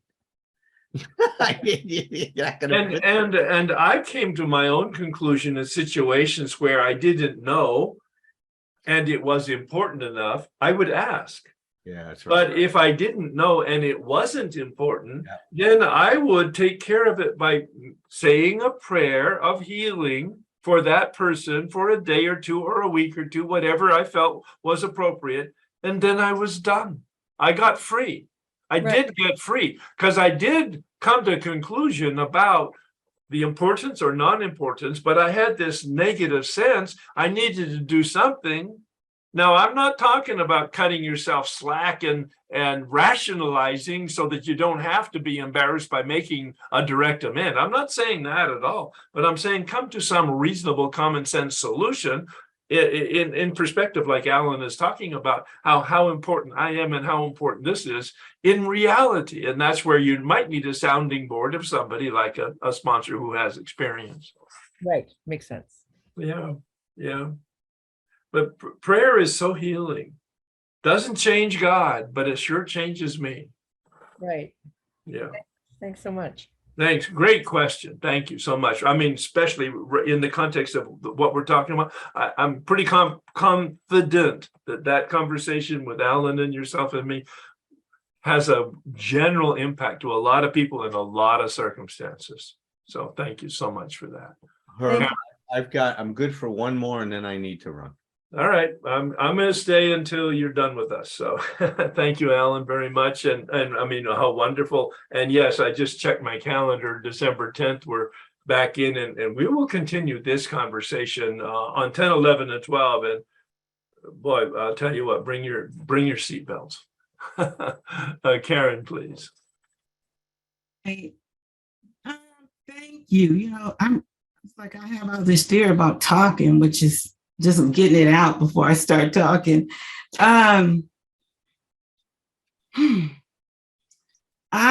have a problem with self-esteem and confidence, right? And accepting myself, you know, like financially, like not having enough money, or accepting myself at my current weight. It's like, okay, if you're not the right size, I'm not going to be happy. If I don't have the right whatever, I'm not happy, right? And then I'm taking notes. So I'm 100% responsible for my actions, right? My low self-esteem and what I feel about myself. So I'm okay. So I have an unhealthy dependence on other people, right? So I was telling my therapist what we do, EDMR, rapid eye movement, whatever. And I told her that, you know, I have a boyfriend.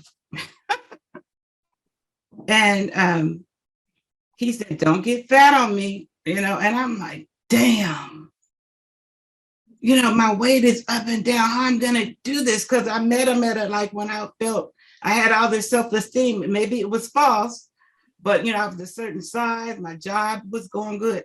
And then I gained 30 pounds. And then he said, have you gained weight? You need to push back from the table, you know. Okay, so your story is good, but what's your question? So I don't know how to handle it.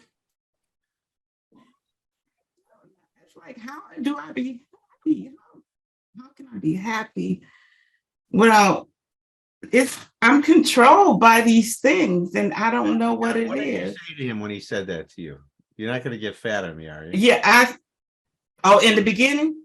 Yeah, what was your response to that? In the beginning, I was like, well, you know, that's kind of like my issue because he's in recovery. But I still was, you know, a size 8 at that time. Now, you know, I'm a 12. So, you know, and then when he said that I had gained weight, he said, tell the truth, how much? I said, no, I'm doing something about it. And then the next time I saw him, I'm still working on this. I have 10 days eating right and exercise. Yeah. Alan?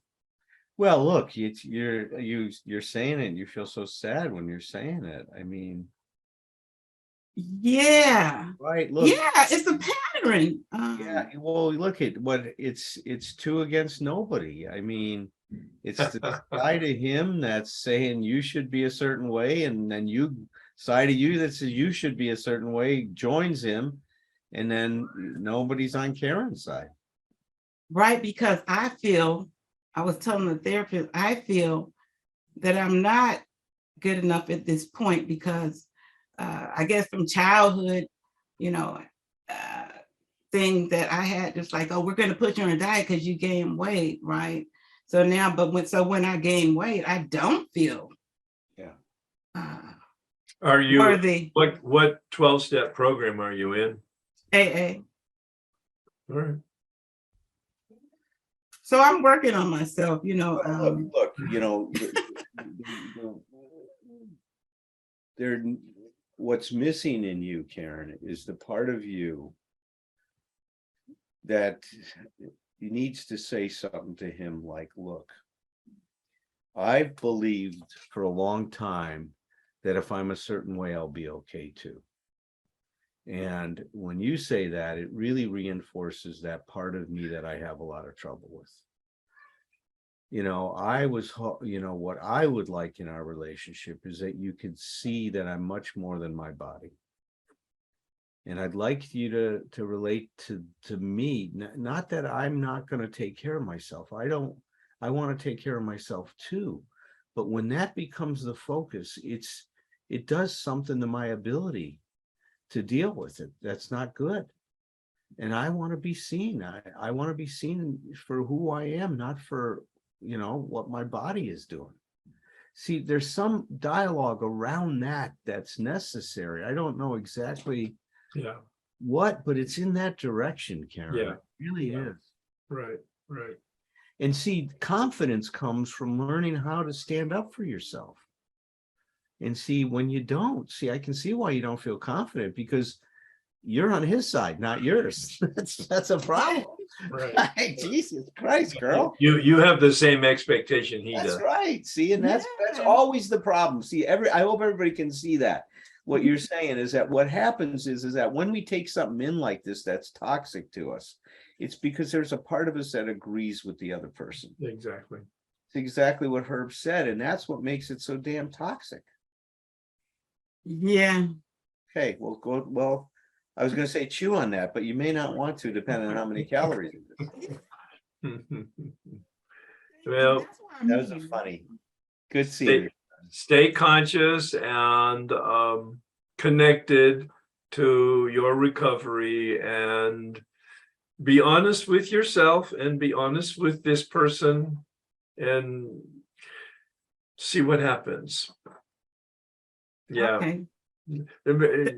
Both Alan and I we know that there's lots more conversation that could take place, but it's not going to take place today. Come back next month. Yeah, thanks, Karen, so much. Magdalena, please. Oh yes, hi. My name is Magdalena. So my story is that I had a lot of trauma in my childhood, and I have some behavioral addictions. But I found out that that I meet criteria for Asperger's as well. I have OCD, which I thought was a result of trauma. But yeah, so my question is basically, if I have Asperger's, can I still work 12 steps? Because I felt like, oh, this is taken away from me. Like, I thought that I found the solution to lead a good life, and I thought all this, the way I was thinking about my history and the solution and the place that I found that I thought I can belong, the fellowship, 12-step fellowship. I thought this is all taken away from me, and I don't know, is it different for people with Asperger's? Because I guess some of the things that I thought maybe were character defects. Maybe this is just maybe this is something else that comes from this problem. Well, I'll say something first because I have to leave in a minute. Please. But see, what you're asking for is there hope for me? That's what you're asking for, Magdalena. And see, that comes out of a place of feeling quite hopeless, right? And you know, you're looking for something to get a hold of that's going to say that I might be able to find a way out of this suffering and pain I'm in, and you know, all that's going on for you, right? It may be too soon to say to you that this could be all the answer to all of that, but what I would say to you is it will create a foundation for you to find the answers. Yes. It won't be the answer to all of it, but it'll give you a great platform to operate from. Yes. And I think that platform will allow you to then to find those answers. Yes. That's the way I'd say. Okay. Thank you very much. 100%. I'm not going to comment on it. 100%. Yes. It's the beginning of getting traction. Yeah. All right. Yeah, it's good news. Thank you very much. Thanks for having the courage to say all that. Yeah, right, exactly. Mhm. And both of us, I think, are talking about the 12-step process, but you have to get connected to have it effective. You can't do this by yourself, and you can't do this by going to meetings. You need to connect to somebody who has knowledge and experience and the willingness to help you walk that path. That's right. And then and you will get traction, and the curtains will begin to part, and you'll be able, and there may be other paths that you need to pursue, but this will, and Alan, 100%, this will give you the platform. Yeah. Look, Herb, I'm going to just say goodbye to you and to everybody Thank here. you. wonderful day again today, and this is exactly what I was hoping would happen for us today. Yeah. And this is the new way that we're doing things now, and I really love it because it's an evolution of our growth together. And look, I think that everybody's gotten an awful lot out of our discussions today. So thank you. Yeah, we have a lot of confidence in ourselves and in each other. And in the folks that join us too, and we bring our experience. Yeah. I'll see everybody December 10th. Thanks, Alan, so much. T, please. Okay, well, I just wanted to say I'm also turning 70 next week. And I know what, oh, bless your heart, Kathy. I now know what to do with the shouldas because I was really having a lot of trouble with that. But mostly I wanted to thank you both, and I hope somehow I can get this to Alan, that I've been in therapy an awful lot. And when I started having some success, the success that I had when I came into the 12-step programs in 2011, I had that to compare to my personal growth. And during COVID, I had 3 total meltdowns, in spite of the fact that I was going to meetings and leading meetings and going through the steps and blah, blah, blah. So this last meltdown that I had was last Friday, a week ago yesterday. And fortunately, I was able to get help to go through that and come out the other end. I had an assessment, and I don't remember the letters of what I have been invited to join through Kaiser for. T, I don't know where this is going, but you need to get there. Okay. Thanks for making therapy okay.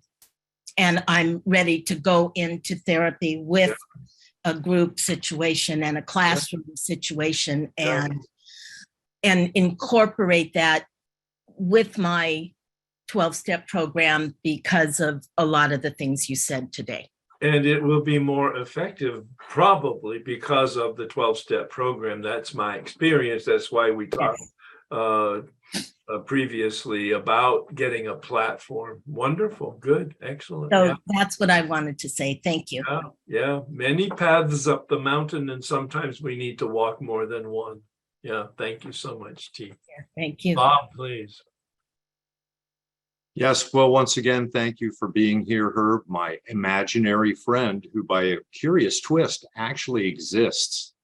I'm ready to proceed now. I'm ready to go, man. I'm ready to face the music now. It's been 6 months sitting in step 4 and not being willing to have everything change about me, because I know in 6 and 7 it's going to be a big thing for me. I just know it. Yeah.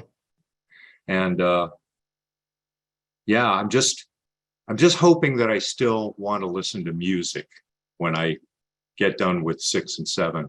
But I'm stating this for the record in front of everybody. I'm willing to have that go away. If not anything and everything. It's not up to me. This was the weird thing, the step 4 thing. I thought, well, you figure out what's good and bad about you, and then you go and you say, take the bad things away. You don't know. You don't know. So. And I don't use good and bad anymore. As you know, I use healthy and unhealthy. And I don't believe the music will be taken away, but it might change. That's good, because I just bought like 4 box sets, man. Look at Todd Rundgren's new album, Space Force. If you don't enjoy them, somebody else will. Somebody else will. So I may ask for you to critique a sheet on Thursday. So. Oh, great, good. Yeah. Once again, thank you. Namaste or whatever's cool. Right. So we looked at our bondage, both of addiction, but not very much. We looked at the bondage of unmanageability, the bondage of selfish and self-centeredness. I'm going to ask you now. It's so perfect that we didn't know this is how it would evolve and emerge, and thank you, Bob, for talking about that 7-step prayer. This is the 7-step prayer adopted and adapted for this particular event. Prayer for healing. Listen to it. About unhealthy and healthy. Removing these dark shadows in us so that we can have a relationship with light, so that we can live in reality and have the courage to live in alignment with it. Please join me. Spirit of the universe, I am now willing that you should have all of me, healthy and unhealthy. I ask that the deficiencies be removed from me that stand in the way of my usefulness to you and my helpfulness to others. Grant me knowledge and strength, wisdom and courage, so that I can live in alignment with reality as it truly is. Amen.